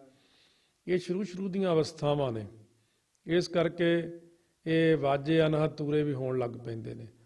ਆਸ ਨਿਰਾਸੀ ਤਉ ਸੰਨਿਆਸੀ, ਜਾਂ ਜਤ ਜੋਗੀ ਤਾਂ ਕਾਇਆ ਭੋਗੀ। ਹੁਣ ਕਹਿੰਦੇ ਜੇ ਪਦਾਰਥਾਂ ਦੀ ਆਸਾ ਤੋਂ ਨਿਰਾਸਾ ਹੋਵੇ ਤਾਂ ਸੰਨਿਆਸੀ ਹੋਣਾ ਸਫਲ ਹੈ। ਜੇ ਐਵੇਂ ਸੰਨਿਆਸੀ ਕਹਾਈ ਜਾਵੇ ਤੇ ਪਦਾਰਥਾਂ ਦੀ ਆਸਾ ਢੇਰ ਲਾਈ ਬੈਠਾ ਹੋਵੇ, ਉਹ ਕਾਹਦਾ ਸੰਨਿਆਸੀ ਹੈ। ਜੇ ਕਾਇਆ ਭੋਗੀ ਭਾਵ ਦੇਹ ਦੇ ਆਸ ਦੇ ਨਾਸ ਕਰਨ ਵਾਲਾ ਹੋਵੇ, ਜਾਂ ਬੁੱਧੀ ਵਿੱਚ ਬ੍ਰਹਮਾਨੰਦ ਦੇ ਭੋਗਣ ਵਾਲਾ ਹੋਵੇ, ਤਾਂ ਜਤੀ ਜੋਗੀ ਹੋਣਾ ਸਫਲ ਹੈ। ਨਹੀਂ ਤਾਂ ਐਵੇਂ ਹੀ ਮੈਂ ਜਤ ਰੱਖਿਆ ਹੋਇਆ ਜੀ, ਅਸੀਂ ਤਾਂ ਬੜੇ ਜੋਗੀ ਹੁੰਦੇ ਆ, ਤੇ ਭੋਗੀ ਅੰਤਾਂ ਦੇ ਹੁੰਦੇ ਨੇ। ਉਹ ਖਾਣਾ ਪੀਣਾ ਸਭ ਕਰੀ ਜਾਂਦੇ ਨੇ, ਸ਼ਰਾਬਾਂ ਪੀ ਜਾਣੀਆਂ, ਹੋਰ ਵੀ ਜੋ ਮਿਲ ਗਿਆ ਖਾ ਪੀ ਲਿਆ, ਰਾਤ ਨੂੰ ਵਿਕਾਰ ਭੋਗੀ ਗਏ, ਦਿਨੇ ਜੋਗੀ ਬਣ ਜਾਣਾ। ਆਖਿਆ ਅਸੀਂ ਤਾਂ ਜਤੀ ਸਤੀ ਹੁੰਦੇ ਆ। ਇਹ ਕਾਹਦੇ ਜਤੀ ਸਤੀ ਹੈ ਮਹਾਰਾਜ ਕਹਿੰਦੇ। ਫਿਰ ਕਹਿੰਦੇ ਜੀ ਦਿਗੰਬਰ ਚੰਗੇ ਹੁੰਦੇ, ਕਹਿੰਦੇ ਉਹ ਵੀ ਸੁਣ ਲਓ। ਦਇਆ ਦਿਗੰਬਰ ਦੇਹ ਵਿਚਾਰੀ, ਆਪ ਮਰੈ ਅਵਰਾ ਨਹਿ ਮਾਰੀ। ਜੇ ਦੇਹ ਵਿੱਚ ਦਇਆ ਦਾ ਵਿਚਾਰ ਕਰੇ ਤਾਂ ਦਿਗੰਬਰ ਨਾਂਗਾ ਹੋਣਾ ਸਫਲ ਹੈ। ਜੇ ਦੇਹ ਦੇ ਵਿੱਚ ਦਇਆ ਹੀ ਨਹੀਂ ਗੀ ਬੰਦੇ ਦੇ, ਫਿਰ ਕਾਹਦਾ ਦਿਗੰਬਰ ਆ ਉਹ। ਦਿਗ ਅੰਬਰ ਹੁੰਦਾ, ਦਸੋ ਦਿਸ਼ਾ ਦੇ ਵਸਤਰ ਪਾਏ ਹੋਏ ਜੀ, ਨਾਂਗੇ ਸਾਧਾਂ ਨੇ। ਆਪ ਮਰੈ, ਆਪ ਦੁੱਖ ਸਹਾਰ ਲਵੇ, ਅਵਰਾ ਨਹਿ ਮਾਰੀ, ਹੋਰਨਾਂ ਨੂੰ ਦੁੱਖ ਨਾ ਦੇਵੇ। ਆਪ ਹੀ ਹੁੰਦਾ ਆਪਾ ਪਾ, ਹੰਕਾਰ ਨੂੰ ਮਾਰ ਨਾ ਕਰੇ, ਹੋਰ ਪ੍ਰਤੱਖ ਕਿਸੇ ਨੂੰ ਨਾ ਮਾਰ ਨਾ ਕਰੇ। ਇਸ ਪ੍ਰਕਾਰ ਰਹੇ। ਏਕ ਤੂੰ ਹੋਰ ਵੇਸ ਬਹੁ ਤੇਰੇ, ਨਾਨਕ ਜਾਣੈ ਚੋਜ ਨਾ ਤੇਰੇ। ਇਹ ਅਕਾਲ ਪੁਰਖ ਵਾਹਿਗੁਰੂ ਵਾਸਤਵ ਦ੍ਰਿਸ਼ਟੀ ਵਿੱਚ ਇੱਕ ਤੂੰ ਹੀ ਹੈ, ਤੂੰ ਹੀ ਹੈ ਤਿੰਨਾਂ ਕਾਲਾਂ ਵਿੱਚ, ਹੋਰ ਤੇਰੇ ਬਹੁਤੇ ਭੇਖ ਨੇ। ਮਹਾਰਾਜ ਕਥਨ ਕਰਦੇ ਵਾਹਿਗੁਰੂ ਤੇਰੇ ਚੋਜ ਜਿਹੜੇ ਨਾ ਕੌਤਕ, ਉਹ ਜਾਣੇ ਨਹੀਂ ਜਾਂਦੇ। ਸਭ ਕੌਤਕ ਤੇਰੇ ਜਿਹੜੇ ਆ ਸਮਗਰ ਰੂਪ ਵਿੱਚ ਕੋਈ ਜਾਣ ਨਹੀਂ ਸਕਦਾ। ਆਸਾ ਮਹੱਲਾ ਪਹਿਲਾ, ਏਕ ਨ ਭਰੀਆ ਗੁਣ ਕਰਤ ਹੋਵਾਂ, ਮੇਰਾ ਸਹੁ ਜਾਗੈ ਹਉ ਨਿਸਭਰ ਸੋਵਾਂ। ਹੁਣ ਜਗਿਆਸੂ ਰੂਪ ਇਸਤਰੀ ਮਹਾਤਮਾ ਅੱਗੇ ਬੇਨਤੀ ਕਰਦੀ ਆ ਕਿ ਸੰਤ ਜਨੋ, ਮੈਂ ਇੱਕ ਔਗਣ ਕਰਕੇ ਨਹੀਂ ਭਰੀ ਹੋਈ ਜੋ ਕਿਸੇ ਗੁਣ ਕਰਕੇ ਧੋ ਲਵਾਂ। ਇੱਕ ਔਗਣ ਨਹੀਂ ਨਾ ਹੈ ਮੇਰੇ 'ਚ ਵੀ ਚੱਲ ਧੋਤਾ ਗਿਆ ਮੁੱਕ ਗਿਆ। ਮੇਰੇ ਵਿੱਚ ਤਾਂ ਬਹੁਤ ਹੀ ਔਗਣ ਨੇ ਜੋ ਗੁਣਾਂ ਕਰਕੇ ਧੋ ਨਹੀਂ ਸਕਦੀ। ਮੇਰਾ ਸਹੁ ਜਿਹੜਾ ਪਤੀ ਪਰਮਾਤਮਾ ਜਾਗਦਾ, ਉਹ ਜਾਗਰਤ ਅਵਸਥਾ ਵਿੱਚ ਹੈ। ਮੈਂ ਅਵਸਥਾ ਰੂਪੀ ਰਾਤ ਵਿੱਚ ਅਵਿਦਿਆ ਰੂਪੀ ਨਿੰਦਰਾ 'ਚ ਭਰ ਕੇ ਐਨ ਸੁੱਤੀ ਪਈਆਂ, ਵਿਕਾਰਾਂ ਦੇ ਵਿੱਚ, ਖਾਣ ਪੀਣ ਦੇ ਵਿੱਚ, ਸੌਣ ਵਿੱਚ, ਤੇ ਮੇਰੇ ਇੱਧਰੋਂ ਹੀ ਨਹੀਂ ਨੀਂਦ ਮੁੱਕਦੀ ਹੈ ਵਿਕਾਰਾਂ ਵਾਲੀ। ਇਉਂ ਕਿਉਂ ਕੰਤ ਪਿਆਰੀ ਹੋਵਾਂ, ਸੌ ਜਾਗੈ ਹਉ ਨਿਸਭਰ ਸੋਵਾਂ ਰਹਾਉ। ਸੋ ਇਸ ਕਾਰਨ ਕਰਕੇ ਮੈਂ ਪਤੀ ਪਰਮਾਤਮਾ ਨੂੰ ਕਿਸ ਤਰ੍ਹਾਂ ਪਿਆਰੀ ਹੋਵਾਂਗੀ। ਸਹੁ ਜੋ ਪਤੀ ਪਰਮਾਤਮਾ ਤਾਂ ਹਰ ਵੇਲੇ ਜਾਗਦਾ, ਅਤੇ ਮੈਂ ਸਾਰੀ ਅਵਸਥਾ ਰੂਪੀ ਨਿਸ ਹੁੰਦੀ ਰਾਤ ਵਿਦਿਆ ਰੂਪੀ ਨੀਂਦ ਵਿੱਚ ਭਰ ਕੇ ਸੌਵਾਂ ਤੋਂ ਭਾਵ ਸੁੱਤੀ ਰਹਿਣੀ ਆ ਵਿਦਿਆ 'ਚ। ਇੱਧਰ ਮੇਰਾ ਧਿਆਨ ਹੀ ਨਹੀਂ, ਇੱਧਰੋਂ ਤਾਂ ਸੁੱਤੀ ਹਾਂ ਮੈਂ, ਸੰਸਾਰ ਵੱਲ ਜਾਗਦੀ ਹਾਂ। ਵਿਸ਼ਰਾਮ ਦੇ ਕੇ ਕਹਿੰਦੇ ਨੇ ਇਹ ਦੁਬਾਰਾ ਕਿਰਪਾ ਕਰਨੀ। ਇਸ ਪ੍ਰਕਾਰ 357 ਅੰਗ ਤੇ ਅਗਲੀ ਪੰਕਤੀ ਫਰਮਾਉਂਦੇ ਨੇ, ਆਸ ਪਿਆਸੀ ਸੇ ਜੈ ਆਵਾਂ, ਆਗੈ ਸਹਿ ਭਾਵਾਂ ਕੇ ਨਾ ਭਾਵਾਂ। ਹੁਣ ਪਤੀ ਨਾਲ ਮਿਲਣ ਦੀ ਆਸਾ ਦੀ ਪਿਆਸੀ ਚਾਹਵਾਨ ਹੋਈ ਹੋਈ ਸ਼ਰਧਾ ਵਿਸ਼ਿਸ਼ਟ ਅੰਤਹਿਕਰਨ ਰੂਪੀ ਸੇਜਾ ਉੱਤੇ ਆਉਂਦੀ ਆ। ਕਹਿਣ ਤੋਂ ਭਾਵ ਕਿ ਸ਼ਰਧਾ ਦੇ ਸਹਿਤ ਅੰਤਰਮੁਖ ਬਿਰਤੀ ਕਰਦੀ ਆ, ਪਰ ਨਾਲ ਹੀ ਇਹ ਸ਼ੱਕ ਉੱਠਦਾ ਹੈ ਕਿ ਅੱਗੇ ਪ੍ਰਮਾਤਮਾ ਨੂੰ ਭਾਵਾਂ ਕਿ ਨਾ ਭਾਵਾਂ, ਚੰਗੀ ਲੱਗਾ ਕਿ ਨਾ ਚੰਗੀ ਲੱਗਾ, ਕਿਉਂਕਿ ਮੇਰੇ ਵਿੱਚ ਅਪਰਾਧ ਬੜੇ ਆ। ਪਤਾ ਨਹੀਂ ਹੁਣ ਉਹ ਪ੍ਰਵਾਨ ਕਰਦਾ ਕਿ ਨਹੀਂ ਮੇਰੇ ਵਰਗੀ ਨੂੰ। क्या जाना क्या होए गारी माई, हर दर्शन बिन रहन न जाई रहाओ। हे माई भाव ਹੁੰਦੇ ਮਾਈ ਸੰਤ ਜਨੋ ਬ੍ਰਹਮ ਗਿਆਨੀਓ ਮਹਾਂਪੁਰਖੋ, ਮੈਂ ਕੀ ਜਾਣਾ ਜੋ ਮੇਰਾ ਕੀ ਹਾਲ ਹੋਵੇਗਾ। हे ਮਾਤਾ ਸਾਹਿਬ ਕੌਰ ਜੀ, ਮੇਰਾ ਕੀ ਹਾਲ ਹੋਊਗਾ। ਸਿੱਖ ਤਾਂ ਮੈਂ ਬਣ ਗਿਆ, ਹਰੀ ਦੇ ਦਰਸ਼ਨ ਕੀਤੇ ਬਿਨਾ ਮੇਰੇ ਤੋਂ ਰਿਹਾ ਨਹੀਂ ਜਾਂਦਾ ਜੀ। ਇਹ ਆਪਾਂ ਆਪਣੇ ਵੱਲੋਂ ਲਾਉਣਾ ਹੋਣ ਦੇ ਸਮੇਂ 'ਚ ਅਰਥ ਸਾਰੀਆਂ ਮਾਵਾਂ ਲਈ, ਮਾਤਾ ਤ੍ਰਿਪਤਾ ਜੀ ਵਾਸਤੇ ਵੀ, ਸਾਰੀਆਂ ਮਾਤਾਵਾਂ ਲਈ ਰੀ ਮਾਈ ਤੋਂ ਭਾਵ ਇਹ ਸੰਤ ਜਨੋ, ਇਹ ਸਾਧੂ ਜਨੋ, ਬ੍ਰਹਮ ਗਿਆਨੀ ਬੀਬੀਆਂ ਮਾਈਆਂ ਵੀ ਹੋਈਆਂ। ਤੋਂ ਸਾਰਿਆਂ ਨੂੰ ਬੇਨਤੀ ਕਰਦੇ ਹਾਂ। ਸੋ ਜਿਵੇਂ ਬੀਬੀ ਧਨਵੰਤ ਕੌਰ ਹੋਏ ਨੇ, ਸੋ ਜਦੋਂ ਸੋ ਇਹ ਮੀਰ ਮੰਨੂ ਦੀ ਜੇਲ੍ਹ ਵਿੱਚ ਅਸਹਿ ਤੇ ਅਕਹਿ ਕਸ਼ਟ ਸਹਾਰੇ ਨੇ। ਛੋਟੇ ਛੋਟੇ ਬੱਚਿਆਂ ਨੂੰ ਨੇਜਾਂ ਟੰਗ ਕੇ ਟੋਟੇ ਟੋਟੇ ਕਰਕੇ ਗਲਾਂ 'ਚ ਹਾਰ ਪਵਾਤੇ ਸੀਗੇ। ਉਹਨਾਂ ਦੇ ਜਿਹੜੇ ਮੁਖੀ ਸੀਗੇ ਬੀਬੀ ਜੀ, ਉਹ ਬੀਬੀ ਧਨਵੰਤ ਕੌਰ ਜੀ ਸੀਗੇ। ਉਹਨਾਂ ਨੂੰ ਕੋਟਾਨ ਕੋਟ ਨਮਸਕਾਰ ਹੈ ਬੀਬੀਆਂ ਨੂੰ, ਜਿਨ੍ਹਾਂ ਨੇ ਆਪਣੇ ਸਾਹਮਣੇ ਬੱਚਿਆਂ ਨੂੰ ਟੋਟੇ ਟੋਟੇ ਕਰਵਾਏ ਆ, ਨੇਜਾਂ 'ਤੇ ਟੰਗਾਏ ਆ, ਗਲਾਂ 'ਚ ਹਾਰ ਪਵਾਏ ਆ, ਖੰਨੀ ਖੰਨੀ ਰੋਟੀ 'ਤੇ ਗੁਜ਼ਾਰਾ ਕੀਤਾ। ਔਰ ਨਾਲ ਫਿਰ ਸਵਾ ਮਣ ਦੇ ਪੀਸਣੇ ਪੀਸੇ ਆ। ਜ਼ਾਲਮਾਂ ਨੇ ਉਹਨਾਂ ਨੂੰ ਮਾਰ ਕੇ ਦੱਬ ਦਿੱਤਾ ਸੀ। ਸੋ ਇਸ ਸਥਾਨ 'ਤੇ ਵੀ ਗਏ ਸੀਗੇ। ਸੋ ਜਿਸ ਪ੍ਰਕਾਰ ਇਹ ਮੁੱਲਾਂਪੁਰ ਦੇ ਕੋਲ ਸਥਾਨ ਪੈਂਦਾ ਸ਼ਹੀਦਾਂ ਦਾ, ਇੱਥੇ ਕੈਂਪ ਲੱਗਿਆ ਸੀ ਅਤੇ ਉੱਥੇ ਫਿਰ ਉਦੋਂ ਮੀਰ ਮੰਨੂ ਵੇਲੇ ਸਾਰੇ ਦੱਬ ਦਿੱਤੇ ਸੀ। ਫਿਰ ਉੱਥੋਂ ਹੌਲੀ ਹੌਲੀ ਹੱਡੀਆਂ ਨਿਕਲੀਆਂ ਤਾਂ ਪਤਾ ਲੱਗਿਆ, ਫਿਰ ਨਿਸ਼ਾਨੀਆਂ ਨਿਕਲ ਆਈਆਂ ਸੀ ਸਾਰੀਆਂ। ਹੁਣ ਗੁਰੂ ਘਰ ਬਣੇ ਹੋਏ ਨੇ। ਸੋ ਇੱਕ ਵਾਰ ਅਸੀਂ ਅਰਦਾਸ ਕਰਦੇ ਸੀਗੇ ਗੁਰਮੁਖ ਪਿਆਰੇ ਕੋਈ, ਤਾਂ ਕਹਿੰਦੇ ਜਦ ਮੱਥਾ ਟੇਕ ਕੇ ਖੜੇ ਹੋਏ, ਆਗਿਆ ਪਈ ਅਕਾਲ ਕੀ ਨਾ ਪੜ੍ਹਿਆ। ਕਹਿੰਦੇ ਤਾਬਿਆ ਬਹਿ ਕੇ ਜਾਂ ਛੇਵੇਂ ਪਾਤਸ਼ਾਹ ਕਹਿੰਦੇ ਆਗਿਆ ਪਈ ਅਕਾਲ ਕੀ ਨਹੀਂ ਪੜ੍ਹਿਆ। ਕਹਿੰਦੇ ਮਹਾਰਾਜ ਗਲਤੀ, ਕਹਿੰਦੇ ਅੱਗੇ ਵਾਸਤੇ ਭਾਈ ਐ ਨਹੀਂ ਕਰਨਾ, ਦੋਹਰਾ ਜ਼ਰੂਰ ਪੜ੍ਹਿਆ ਕਰੋ। ਫਿਰ ਇਹ ਸ਼ਹੀਦ ਸਿੰਘ ਸਾਰੇ ਬੀਬੀ ਧਨਵੰਤ ਕੌਰ ਹੁਣੀ ਵੀ ਉੱਥੇ ਆਏ ਸੀਗੇ। ਉਹ ਕਹਿੰਦੇ ਮਹਾਰਾਜ ਜੀ ਅਰਦਾਸ 'ਚੋਂ ਸਾਡਾ ਤਾਂ ਨਾਂ ਹੀ ਕੱਢਤਾ, ਸਾਡਾ ਤਾਂ ਹੁਣ ਨਾਂ ਹੀ ਨਹੀਂ ਲੈਂਦੇ। ਮਹਾਰਾਜ ਕਹਿੰਦੇ ਭਾਈ ਸਿੰਘੋ, ਇਹ ਜਿਹੜੇ ਨਿੱਕੇ ਨਿੱਕੇ ਬੱਚਿਆਂ ਨੇ ਸ਼ਹੀਦੀਆਂ ਦਿੱਤੀਆਂ, ਬੀਬੀਆਂ ਨੇ ਕੁਰਬਾਨੀਆਂ ਛੱਡ ਹੀ ਦਿੱਤੀਆਂ, ਇਕੱਠਾ ਹੀ ਬੋਲ ਦਿੰਦੇ ਹੋ ਪੁਰਾਤਨ ਤੇ ਵਰਤਮਾਨ ਸਿੰਘ ਸਿੰਘਣੀਆਂ ਦੀ ਕਮਾਈ ਦਾ ਧਿਆਨ ਧਰ ਬੋਲੋ ਜੀ ਵਾਹਿਗੁਰੂ। ਕਹਿੰਦੇ ਇਹਨਾਂ ਦਾ ਵੀ ਨਾਂ ਲਿਆ ਕਰੋ। ਫਿਰ ਉਦੋਂ ਤੋਂ ਇਸ਼ਾਰਾ ਕੀਤਾ ਮਹਾਰਾਜ ਨੇ ਦੋ ਚੀਜ਼ਾਂ ਲਈ, ਵੀ ਜਿਨ੍ਹਾਂ ਨੇ ਸ਼ਹੀਦੀ ਦਿੱਤੀ ਆ ਉਹਨਾਂ ਨੇ ਤਾਂ ਕਿੱਡੀ ਵੱਡੀ ਕੁਰਬਾਨੀ ਕੀਤੀ ਆ, ਅਸੀਂ ਮੂੰਹ ਨਾਲ ਨਹੀਂ ਕਹਿ ਸਕਦੇ ਵੀ ਉਹਨਾਂ ਨੇ ਕੁਰਬਾਨੀ ਕੀਤੀ ਆ। ਇਸ ਕਰਕੇ ਆ ਭਈ ਸਾਰਿਆਂ ਦਾ ਨਾਂ ਲੈਣਾ ਬੜਾ ਹੀ ਚੰਗਾ ਹੁੰਦਾ। ਕਦੇ ਕਦੇ ਲੈ ਲਿਆ ਕਰੋ ਸਭ ਦਾ ਨਾਂ, ਸ਼ੁਰੂ ਤੋਂ ਲੈ ਕੇ ਬਾਬਾ ਬੁੱਢਾ ਜੀ, ਭਾਈ ਮਰਦਾਨਾ ਜੀ, ਭਾਈ ਬਾਲਾ ਜੀ ਤੋਂ ਲੈ ਕੇ 10 ਗੁਰਾਂ ਤੱਕ ਜਿੰਨੇ ਗੁਰਸਿੱਖ ਹੋਏ ਨੇ। ਕੀ ਹੁੰਦਾ ਜੇ ਸਭ ਦੇ ਨਾਂ ਲੈ ਲਾਂਗੇ। ਉਹਨਾਂ ਦੀ ਇੰਨੀ ਸੇਵਾ, ਇੰਨੀ ਕੁਰਬਾਨੀ ਆ, ਉਹਨਾਂ ਦੇ ਨਾਂ ਲੈਣ ਨਾਲ ਘਾਟਾ ਨਹੀਂ ਪੈਂਦਾ। ਮਹਾਰਾਜ ਪਹਿਲੇ ਪਾਤਸ਼ਾਹ ਨੇ ਬਚਨ ਕੀਤਾ, ਜਿਹੜਾ ਕਹੂ ਧੰਨ ਬਾਬਾ ਬੁੱਢਾ ਜੀ ਉਹਨੂੰ ਸਿੱਖੀ ਮਿਲਿਆ ਕਰੂ, ਧੰਨ ਭਾਈ ਬਿਧੀ ਚੰਦ ਜੀ ਸਿੱਖੀ ਮਿਲੂ, ਧੰਨ ਬਾਬਾ ਦੀਪ ਸਿੰਘ ਸਿੱਖੀ ਮਿਲੂਗੀ। ਸਾਰਿਆਂ ਗੁਰਮੁਖਾਂ ਦਾ ਧੰਨ ਭਾਈ ਮਨੀ ਸਿੰਘ ਨੌ, ਧੰਨ ਭਾਈ ਤਾਰੂ ਸਿੰਘ ਸਿੱਖੀ ਮਿਲੂਗੀ। ਸ਼ਹੀਦਾਂ ਦਾ ਸਾਰਿਆਂ ਦਾ ਨਾਂ ਜ਼ਰੂਰ ਲਿਆ ਕਰੋ ਜਦੋਂ ਵੀ ਟਾਈਮ ਲੱਗ ਜੇ। ਉਹਨਾਂ ਦੀ ਤਾਂ ਦੇਖੋ ਕਮਾਈ ਦਾ ਸਦਕਾ ਹੀ ਕਿਰਪਾ ਹੋ ਜਾਂਦੀ ਹੈ। ਵਿਸ਼ਰਾਮ ਦੇ ਕੇ ਕਹਿੰਦੇ ਨੇ, ਪ੍ਰੇਮ ਨਾ ਚਾਖਿਆ ਮੇਰੀ ਤਿਸ ਨਾ ਬੁਝਾਨੀ, ਗਿਆ ਸੋ ਜੋ ਬਨ ਧਨ ਪਛਤਾਨੀ। ਥੋੜ੍ਹਾ ਜਿਹਾ ਅਲੱਗ ਤਿਸ ਨਾ ਬੁਝਾਨੀ, ਕਹਿੰਦੇ ਮੈਂ ਪ੍ਰੇਮ ਰਸ ਨੂੰ ਨਹੀਂ ਚੱਖਿਆ, ਧਾਰਿਆ ਨਹੀਂ ਹੈ, ਇਸ ਲਈ ਮੇਰੀ ਜੀ ਤਿਸ ਨਾ ਬੁਝਾਨੀ ਹੁੰਦੀ, ਤ੍ਰਿਸ਼ਨਾ ਦੂਰ ਨਹੀਂ ਹੋਈ।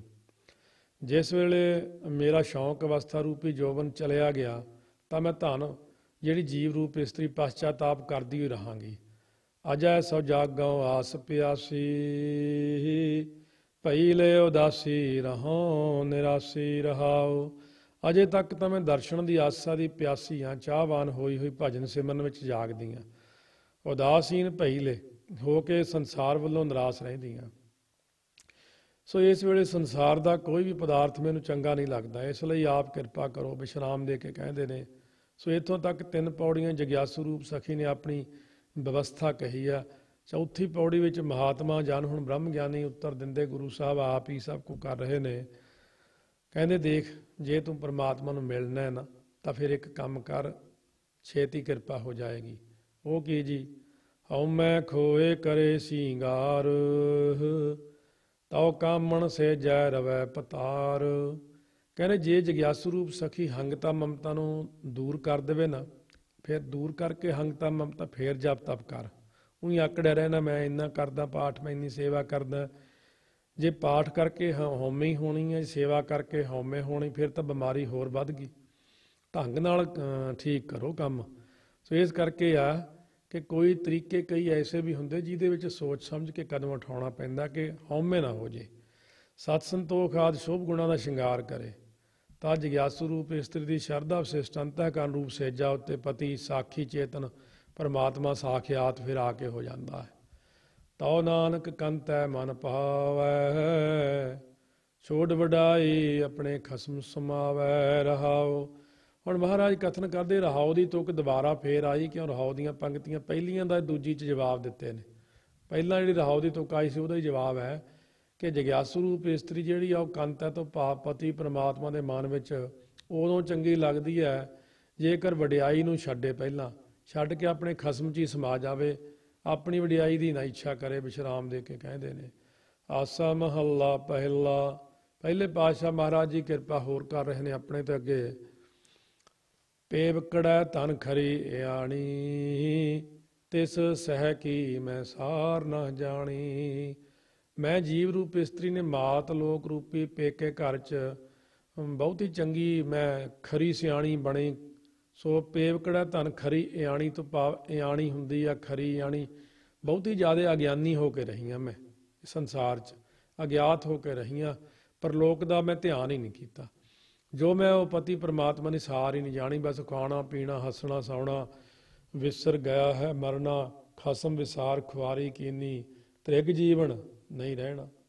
ਸਹੁ ਮੇਰਾ ਏਕ ਦੂਜਾ ਨਹੀਂ ਕੋਈ ਨਦਰ ਕਰੇ ਮੇਲਾਵਾ ਹੋਈ ਰਹਾਓ। ਇੱਕ ਵਾਹਿਗੁਰੂ ਮੇਰਾ ਪਤੀ ਹੈ, ਉਹ ਤੋਂ ਬਿਨਾਂ ਹੋਰ ਦੂਜਾ ਕੋਈ ਨਹੀਂ। ਜਦ ਉਹ ਕਿਰਪਾ ਦ੍ਰਿਸ਼ਟੀ ਕਰੇ ਤਾਂ ਫਿਰ ਮਿਲਾਪ ਹੁੰਦਾ ਰਹਾਓ। ਵਿਸ਼ਰਾਮ ਦੇ ਕੇ ਕਹਿੰਦੇ ਨੇ ਬਚਨ ਸਾਹੁਰੜਾ ਤਨ ਸਾਚ ਪਛਾਣਿਆ ਸਹਿਜ ਸੁਭਾਏ ਆਪਣਾ ਪਿਰ ਜਾਣਿਆ।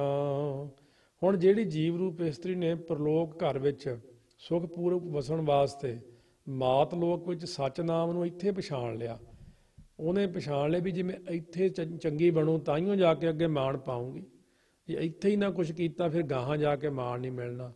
ਫਿਰ ਪਤਾ ਲੱਗਿਆ ਵੀ ਉੱਥੇ ਲਈ ਕੀ ਕਰਨਾ, ਕਹਿੰਦੇ ਪਹਿਲਾਂ ਪੰਜਾਂ ਪਿਆਰਿਆਂ ਕੋਲ ਜਾ ਕੇ ਅੰਮ੍ਰਿਤ ਛਕ ਲਾ, ਨਿਤਨੇਮੀ ਪ੍ਰੇਮੀ ਬਣ ਜਾ, ਕੁਰੈਤਾਂ ਤੋਂ ਬਾਅਦ 'ਚ ਕਕਾਰਾਂ ਦੀ ਰਹਿਤ ਰੱਖ, 5 ਬਾਣੀਆਂ ਰਹਿ ਰਾਸ ਕੀਰਤਨ 16 ਸਿਮਰਨ ਬੰਦਗੀ ਦਸਵੰਧ ਕੱਢਣਾ ਇਉਂ ਕਰ, ਸਤ ਸੰਗਤ ਕਰਿਆ ਕਰ, ਗੁਰੂ ਗ੍ਰੰਥ ਸਾਹਿਬ ਦੀ ਸੇਵਾ ਕਰਿਆ ਕਰ, ਪਰਲੋਕ ਲਈ ਇਹ ਸਭ ਕੁਝ ਇਕੱਠਾ ਕਰ ਲੈ, ਦਸਵੰਧ ਕੱਢਿਆ ਕਰ, ਧਨ ਖਰਚਿਆ ਕਰ, ਲੰਗਰ ਛਕਾਇਆ ਕਰ ਸੰਗਤਾਂ ਨੂੰ, ਗਰੀਬਾਂ ਦੀ ਮਦਦ ਕਰਿਆ ਕਰ, ਇਹ ਸਾਰੇ ਰਸਤੇ ਤੇਰੇ ਪਰਲੋਕ ਦੇ ਸੁਧਰ ਜਾਣੇ ਇਹਦੇ ਨਾਲ। ਗੁਰ ਪ੍ਰਸਾਦੀ ਐਸੀ ਮਤ ਆਵੈ ਤਾਂ ਕਾਮਣ ਕੰਤੈ ਮਨ ਭਾਵੈ। ਜਦ ਗੁਰਾਂ ਦੀ ਕਿਰਪਾ ਨਾਲ ਇਹੀ ਜੀ ਬੁੱਧੀ ਆ ਕੇ ਪ੍ਰਾਪਤ ਹੋਵੇ, ਕਹਿੰਦੇ ਜੀਵ ਰੂਪ ਇਸਤਰੀ ਪਤੀ ਪ੍ਰਮਾਤਮਾ ਦੇ ਮਨ 'ਚ ਫਿਰ ਚੰਗੀ ਲੱਗਦੀ ਹੈ। ਕਹਿਤ ਨਾਨਕ ਭੈ ਭਾਵ ਕਾ ਕਰੇ ਸਿੰਗਾਰ ਸਦ ਹੀ ਸੇਜੈ ਰਵੈ ਪਤਾਰ। ਮਹਾਰਾਜ ਫਰਮਾਉਂਦੇ ਨੇ ਭੈ ਅਤੇ ਭਾਵ ਹੁੰਦਾ ਪ੍ਰੇਮ ਦਾ ਸ਼ਿੰਗਾਰ ਧਾਰਨਾ ਕਰੋ, ਡਰ ਰੱਖੋ ਰੱਬ ਦਾ ਇੱਕ ਤਾਂ, ਤੇ ਇੱਕ ਪ੍ਰੇਮ ਕਰੋ ਉਹ ਨਾਲ, ਤਾਂ ਜਿਹੜਾ ਪਤੀ ਪ੍ਰਮਾਤਮਾ ਸਾਖੀ ਚੇਤਨ ਹੈ ਉਹ ਅੰਤःਕਰਨ ਰੂਪੀ ਸੇਜਾ ਉੱਤੇ ਸਦਾ ਹੀ ਰਮਣ ਕਰਦਾ, ਸਾਖਿਆਤਕਾਰ ਹੁੰਦਾ ਕਿ ਪ੍ਰਕਾਸ਼ ਹੋ ਜਾਂਦਾ ਉਹਦਾ। ਆਪਾਂ ਵੀ ਅੰਦਰੋਂ ਪ੍ਰਕਾਸ਼ ਰੂਪ ਹੀ ਆ, ਉਹਦੇ ਤਾਂ ਬਾਹਰ ਹੀ ਹੈ ਮਿੱਟੀ ਦਾ ਥੈਲਾ ਜਿਹਾ ਬਣਿਆ ਸਰੀਰ, ਅੰਦਰੋਂ ਤਾਂ ਆਪਾਂ ਵੀ ਉਹੀ ਰੂਪ ਹੀ ਆ, ਪ੍ਰਕਾਸ਼ ਹੀ ਅੰਦਰ ਹੈ, ਪ੍ਰਕਾਸ਼ ਹੀ ਉਹ ਹੈ। ਤੇ ਪ੍ਰਕਾਸ਼ ਪ੍ਰਕਾਸ਼ ਇਕੱਠੇ ਕਰ ਲਓ ਆਪਣੇ। ਆਸਾ ਮਹੱਲਾ ਪਹਿਲਾ। ਪਹਿਲੇ ਪਾਤਸ਼ਾਹ ਗੁਰੂ ਨਾਨਕ ਦੇਵ ਜੀ ਬਖਸ਼ਿਸ਼ ਕਰ ਰਹੇ ਹਨ। ਨਾ ਕਿਸ ਕਾ ਪੂਤ ਨਾ ਕਿਸ ਕੀ ਮਾਈ ਝੂਠੈ ਮੋਹੇ ਭਰਮ ਭੁਲਾਈ। ਹੁਣ ਫੇਰ ਕਹਿੰਦੇ ਮੋਹ ਮਾੜਾ ਭਾਈ, ਨਾ ਕਿਸੇ ਦਾ ਕੋਈ ਪੁੱਤਰ ਹੈ ਨਾ ਕਿਸੇ ਦੀ ਕੋਈ ਮਾਤਾ। ਝੂਠੇ ਸੰਸਾਰ ਦੇ ਮੋਹ ਨੇ ਸਾਰੀ ਦੁਨੀਆ ਭਰਮ ਵਿੱਚ ਪਾ ਕੇ ਐਨ ਭੁਲਾ ਛੱਡੀ ਹੋਈ ਹੈ। ਮੇਰੇ ਸਾਹਿਬ ਹਉ ਕੀਤਾ ਤੇਰਾ ਜਾਂ ਤੂੰ ਦੇਹ ਜਪੀ ਨਾਉ ਤੇਰਾ ਰਹਾਓ।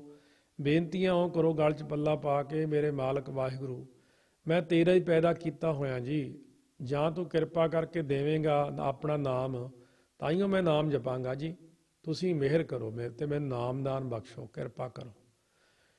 ਨਾਮਦਾਨ ਲਈ ਫਿਰ ਸੇਵਾ ਦੀ ਲੋੜ ਹੈ। ਗੁਰ ਸੇਵਾ ਤੇ ਨਾਮੇ ਲਾਗਾ ਤਿਸ ਮਿਲਿਆ ਜਿਸ ਮਸਤਕ ਭਾਗਾ। ਅਸਲ ਵਿੱਚ ਸਾਰਿਆਂ ਨਾਲੋਂ ਸ਼ਾਰਟਕੱਟ ਤੇ ਸੌਖਾ ਤਰੀਕਾ ਜਿਹੜਾ ਸੇਵਾ ਹੀ ਹੈ ਬਸ। ਜੇ ਕੋਈ ਸੇਵਾ ਕਰਨ ਲੱਗ ਜੇ, ਸੇਵਾ ਕਰੇ ਹੱਥੀਂ ਵੀ ਕਰੇ, ਪੈਸੇ ਨਾਲ ਵੀ ਕਰੇ, ਬਾਣੀ ਪੜ੍ਹਨ ਨਾਲ ਵੀ ਕਰੇ, ਪਾਠ ਕਰਕੇ, ਕੀਰਤਨ ਕਰਕੇ, ਕਥਾ ਕਰਕੇ, ਕਿਸੇ ਪ੍ਰਕਾਰ ਦੀ ਸੇਵਾ ਗੁਰੂ ਸਾਹਿਬ ਜੀ ਬਖਸ਼ ਦੇਣ, ਲੰਗਰ ਦੀ ਸੇਵਾ ਬਖਸ਼ ਦੇਣ, ਲੰਗਰ ਪਕਾਉਣ ਦੀ ਸੇਵਾ, ਭਾਂਡੇ ਮਾਂਜਣ ਦੀ ਸੇਵਾ, ਜੋੜੇ ਝਾੜਨ ਦੀ ਸੇਵਾ, ਜਿਹੜੀ ਵੀ ਸੇਵਾ ਗੁਰੂ ਸਾਹਿਬ ਜੀ ਵੱਲੋਂ ਹੁਕਮ ਹੋ ਜੇ ਉਹੀ ਸੇਵਾ ਕਰ ਦੇਣ, ਫਿਰ ਮਹਾਰਾਜ ਕਿਰਪਾ ਰੱਖਦੇ ਨੇ। ਬਹੁਤੇ ਔਗਣ ਕੂਕੈ ਕੋਈ, ਜਾਂ ਤਿਸ ਭਾਵੈ ਬਖਸ਼ੇ ਸੋਈ। ਜੇ ਕੋਈ ਬਹੁਤੇ ਔਗਣਾ ਵਾਲਾ ਵੀ ਤੇਰੇ ਅੱਗੇ ਕੂਕੇ ਪੁਕਾਰ ਭਾਵ ਹੁਣ ਬੇਨਤੀ ਕਰੇ, ਕੋਈ ਔਗਣਾ ਵਾਲਾ, ਜਾਂ ਤਿਸ ਦਾ ਕਹਿਣਾ ਆਪ ਨੂੰ ਭਾ ਜਾਵੇ ਤਾਂ ਤੂੰ ਉਹਨੂੰ ਬਖਸ਼ ਲੈਂਦਾ। ਇਹ ਨਹੀਂ ਹੁੰਦਾ ਕਿ ਸਾਡੇ ਤਾਂ ਬੜੇ ਔਗਣ ਨੇ, ਬੜੇ ਪਾਪ ਨੇ ਜੀ, ਅਸੀਂ ਤਾਂ ਬੜੇ ਪਾਪੀ ਹਾਂ ਜੀ। ਕਹਿੰਦੇ ਬੇਨਤੀ ਤਾਂ ਕਰੋ, ਉਹ ਕਿਹੜਾ ਛੋਟਾ, ਫਿਰ ਆਪਾਂ ਜਿਹੜੇ ਪਾਪੀ ਆਪਾਂ ਤਾਂ ਕੁਛ ਵੀ ਨਹੀਂ ਹੈਗੇ, ਉਹ ਤਾਂ ਵੱਡੇ ਵੱਡੇ ਪਾਪੀ ਬਖਸ਼ ਲਏ ਉਹਨੇ। ਗੁਰ ਪ੍ਰਸਾਦੀ ਦੁਰਮਤ ਖੋਈ, ਜਹ ਦੇਖਾਂ ਤਹ ਏਕੋ ਸੋਈ। ਹੁਣ ਗੁਰਾਂ ਦੀ ਕਿਰਪਾ ਨਾਲ ਮੈਂ ਪਹਿਲਾਂ ਤਾਂ ਬੈਠ ਕੇ ਸੰਗਤ ਵਿੱਚ ਕਥਾ ਸੁਣੀ, ਕੀਰਤਨ ਸੁਣਿਆ, ਸੁਣ ਹਰ ਕਥਾ ਉਤਾਰੀ ਮੈਲ, ਸੋ ਮਹਾਂ ਪੁਨੀਤ ਭਏ ਸੁਖ ਸੈਲ। ਖੋਟੀ ਬੁੱਧੀ ਪਹਿਲਾਂ ਨਾਸ ਕੀਤੀ, ਹੁਣ ਜਿੱਥੇ ਵੇਖਦਾ ਉੱਥੇ ਇੱਕ ਆਪ ਨੂੰ ਹੀ ਵੇਖਦਾ, ਤੂੰ ਹੀ ਹੈ। ਤੁਸੀਂ ਮੇਰੀ ਬੁੱਧੀ ਨੂੰ ਪ੍ਰਕਾਸ਼ਮਾਨ ਕਰ ਦਿੱਤਾ। ਹੁਣ ਕਹਿਤ ਨਾਨਕ ਐਸੀ ਮਤ ਆਵੈ, ਤਾਂ ਕੋ ਸੱਚੇ ਸੱਚ ਸਮਾਵੈ। ਮਹਾਰਾਜ ਕਥਨ ਕਰਦੇ ਜਦ ਇਹੀ ਜੀ ਬੁੱਧੀ ਆਉਂਦੀ ਹੈ ਤਾਂ ਕੋਈ ਨਿਸ਼ਚੈ ਕਰਕੇ ਸੱਚੇ ਪਰਮਾਤਮਾ ਦੇ ਅਭੇਦ ਹੋ ਜਾਂਦਾ। ਆਸਾ ਮਹੱਲਾ ਪਹਿਲਾ ਦੋਪਦੇ। ਹੁਣ ਗੁਰਸਿੱਖਾਂ ਨੇ ਬੇਨਤੀ ਕੀਤੀ ਕਿ ਸੰਸਾਰ ਸਮੁੰਦਰ ਵਿੱਚ ਕਿਹੜੇ ਪੁਰਸ਼ ਡੁੱਬਦੇ ਤੇ ਕਿਹੜੇ ਪੁਰਸ਼ ਤਰਦੇ ਆ। ਸੋ ਇਹ ਆਸਾ ਮਹੱਲਾ ਪਹਿਲਾ ਤੇ ਤੂੰ ਸਰਵਰੜਾ ਭਈ ਲੈ ਨਿਵਾਸਾ, ਇਹ ਰਹਿ ਰਾਸ ਵਿੱਚ ਵੀ ਸ਼ਬਦ ਪੜ੍ਹਿਆ। ਇੱਥੇ ਦੋ ਪਦੇ, ਦੋ ਪੌੜੀਆਂ ਵਾਲਾ ਸ਼ਬਦ ਦੁਬਾਰਾ ਲਿਖਣ ਕਰਕੇ ਥੋੜ੍ਹਾ ਜਿਹਾ ਫਰਕ ਪਾਉਣਗੇ। ਤੇ ਤੂੰ ਸਰਵਰੜਾ ਭਈ ਲੈ ਨਿਵਾਸਾ, ਪਾਣੀ ਪਾਵਕ ਤਿਨਹਿ ਕੀਆ। ਇਉਂ ਜੋੜ ਕੇ ਸਰਵਰ ਤਾਂ ਆਪਾਂ ਕਹਿ ਲੈਂਦੇ ਹਾਂ, ਸਰਵਰ ਅੜੈ, ਇਉਂ ਤਿਤ ਸਰਵਰੜਾ ਭਈ ਲੈ ਨਿਵਾਸਾ, ਪਾਣੀ ਪਾਵਕ ਤਿਨਹਿ ਕੀਆ। ਤਿਤ ਹੁੰਦਾ ਤੇ ਸੰਸਾਰ ਰੂਪੀ ਸਰਵਰੜਾ ਤੋਂ ਭਾਵ ਸਰੋਵਰ ਵਿੱਚ ਜਿਸ ਦਾ ਨਿਵਾਸ ਭਈਲੇ ਹੋਇਆ ਨਾ, ਕਿਸੇ ਵੀ ਬੰਦੇ ਦਾ ਜਿਹਨੇ ਜਨਮ ਲਿਆ, ਉਹਨੇ ਪਾਣੀ ਦੀ ਨਿਆਈ ਜੋ ਪਦਾਰਥ ਸੀਤਲ ਨੇ ਉਹਨਾਂ ਨੂੰ ਪਾਵਕ ਹੁੰਦਾ ਅੱਗ ਵਾਂਗ ਨੂੰ ਸਾੜਨ ਵਾਲਾ ਕਰ ਦਿੱਤਾ, ਮੰਦ ਪਾਸੇ ਪਦਾਰਥ ਲਗਾ ਕੇ ਦੁੱਖਦਾਈ ਬਣਾ ਲਿਆ। ਇਹ ਸੰਸਾਰ ਨੂੰ ਕਿਹਨੇ ਉਤਪੰਨ ਕੀਤਾ? ਕਹਿੰਦੇ ਤਿਨਹਿ ਕੀਆ, ਉਹ ਪਰਮੇਸ਼ਰ ਨੇ ਪੈਦਾ ਕੀਤਾ। ਆਪਣੇ ਆਪ ਉਤਪੰਨ ਕੀਤਾ ਜਾਂ ਕਿਸੇ ਦੁਆਰਾ? ਕਹਿੰਦੇ ਪਾਣੀ ਤੇ ਅੱਗ ਤਿਨਹਿ ਕੀਆ, ਉਹ ਪਰਮੇਸ਼ਰ ਨੇ ਪਾਣੀ ਅੱਗ ਆਦਿਕ ਤੱਤਾਂ ਦੁਆਰੇ ਸੰਸਾਰ ਨੂੰ ਪੈਦਾ ਕੀਤਾ। ਸੋ ਇਸ ਸੰਸਾਰ ਵਿੱਚ ਕੀ ਕੀ ਉਤਪੰਨ ਕੀਤਾ? ਕਹਿੰਦੇ ਪਦਾਰਥਾਂ ਰੂਪੀ ਪਾਣੀ ਅਤੇ ਤ੍ਰਿਸ਼ਨਾ ਰੂਪੀ ਬੜਵਾ ਅਗਨੀ ਉਤਪੰਨ ਕੀਤੀ ਹੋਈ ਹੈ ਸੰਸਾਰ ਦੇ ਅੰਦਰ। ਪੰਕ ਜੋ ਮੋਹ ਪਗ ਨਹੀਂ ਚਾਲੈ, ਹਮ ਦੇਖਾ ਤੈ ਡੂਬੀ ਅਲੇ। ਇਹ ਪੰਕ ਹੁੰਦਾ ਚਿੱਕੜ ਜੋ ਹੁੰਦਾ ਪੈਦਾ ਹੋਣਾ। ਸੋ ਮੋਹ ਰੂਪੀ ਜਿਹੜਾ ਪੰਕ ਹੈ ਨਾ, ਚਿੱਕੜ, ਉਹ ਜੋ ਉਤਪੰਨ ਹੋ ਰਿਹਾ ਹੈ, ਉਸ ਵਿੱਚ ਜਿਸ ਦਾ ਮਨ ਰੂਪੀ ਪੈਰ ਜਿਹੜਾ ਹੈ ਨਾ ਖੁੱਭਿਆ ਪਿਆ, ਉਹ ਪੁਰਸ਼ ਪਰਮੇਸ਼ਰ ਵਾਲੇ ਪਾਸੇ ਚੱਲ ਹੀ ਨਹੀਂ ਸਕਦਾ। ਹੁਣ ਮਹਾਰਾਜ ਕਹਿੰਦੇ ਸਾਡੇ ਵੇਖਦਿਆਂ ਵੇਖਦਿਆਂ ਉਹ ਪੁਰਸ਼ ਸੰਸਾਰ ਸਰੋਵਰ ਵਿੱਚ ਡੁੱਬ ਰਹੇ ਨੇ। ਹਮ ਦੇਖਾ ਤਹਿ ਡੂਬੀ ਅਲੇ। ਹਮ ਤੋਂ ਭਾਵ ਕਹੀਏ ਵੀ ਹੰਗਤਾ ਵਾਲੇ ਪੁਰਸ਼ ਸੰਸਾਰ ਸਰੋਵਰ ਵਿੱਚ ਡੁੱਬ ਰਹੇ ਨੇ। ਮਨ ਏਕ ਨਾ ਚੇਤਸ ਮੂੜ ਮਨਾ, ਹਰ ਬਿਸਰਤ ਤੇਰੇ ਗੁਣ ਗਲਿਆ ਰਹਾਓ। ਕਹਿੰਦੇ ਮੂਰਖ ਮਨ, ਤੂੰ ਮਨ ਵਿੱਚ ਇੱਕ ਵਾਹਿਗੁਰੂ ਨੂੰ ਯਾਦ ਹੀ ਨਹੀਂ ਕਰਦਾ। ਹਰੀ ਦੇ ਵਿਸਰਨੇ ਕਰਕੇ ਤੇਰੇ ਸਾਰੇ ਸ਼ੁਭ ਗੁਣ ਹੌਲੀ ਹੌਲੀ ਕਰਕੇ ਖਤਮ ਹੋ ਰਹੇ, ਗਲ ਰਹੇ ਨੇ। ਸੋ ਹਰ ਪ੍ਰਕਾਰ ਦੇ ਵਿਸ਼ਿਆਂ ਵਿੱਚ ਜਿਹੜੀ ਰੱਤ ਹੁੰਦੀ ਨਾ ਪ੍ਰੀਤੀ ਕਰਨ ਨਾਲ, ਆਤਮ ਭਾਵ ਚਾਰੇ ਤਰਫੋਂ ਤੇਰੇ ਗਲ ਵਿੱਚ ਆ ਕੇ ਸੋ ਰੱਸੀ ਜਿਹੜੀ ਹੈ ਪਵੇਗੀ, ਫਾਹੀ ਪਵੇਗੀ। ਇਸ ਕਰਕੇ ਮਨ ਏਕ ਨਾ ਚੇਤਸ ਮੂੜ ਮਨਾ, ਤੂੰ ਯਾਦ ਕਿਉਂ ਨਹੀਂ ਕਰਦਾ ਪਰਮਾਤਮਾ ਨੂੰ? ਅਥਵਾ ਕਹਿਣ ਤੋਂ ਭਾਵ ਹੈ ਦੂਜਾ ਪ੍ਰਸ਼ਨ ਸੀ, ਸੰਸਾਰ ਤੋਂ ਕਿਹੜੇ ਪੁਰਸ਼ ਤਰਦੇ ਨੇ? ਸਤਿਗੁਰੂ ਉੱਤਰ ਦਿੰਦਿਆਂ ਫਰਮਾਉਂਦੇ ਆ, ਤੇ ਤੋ ਸਰਵਰੜਾ ਭਈ ਲੈ ਨਿਵਾਸਾ, ਪਾਣੀ ਪਾਵਕ ਤਿਨਹਿ ਕੀਆ।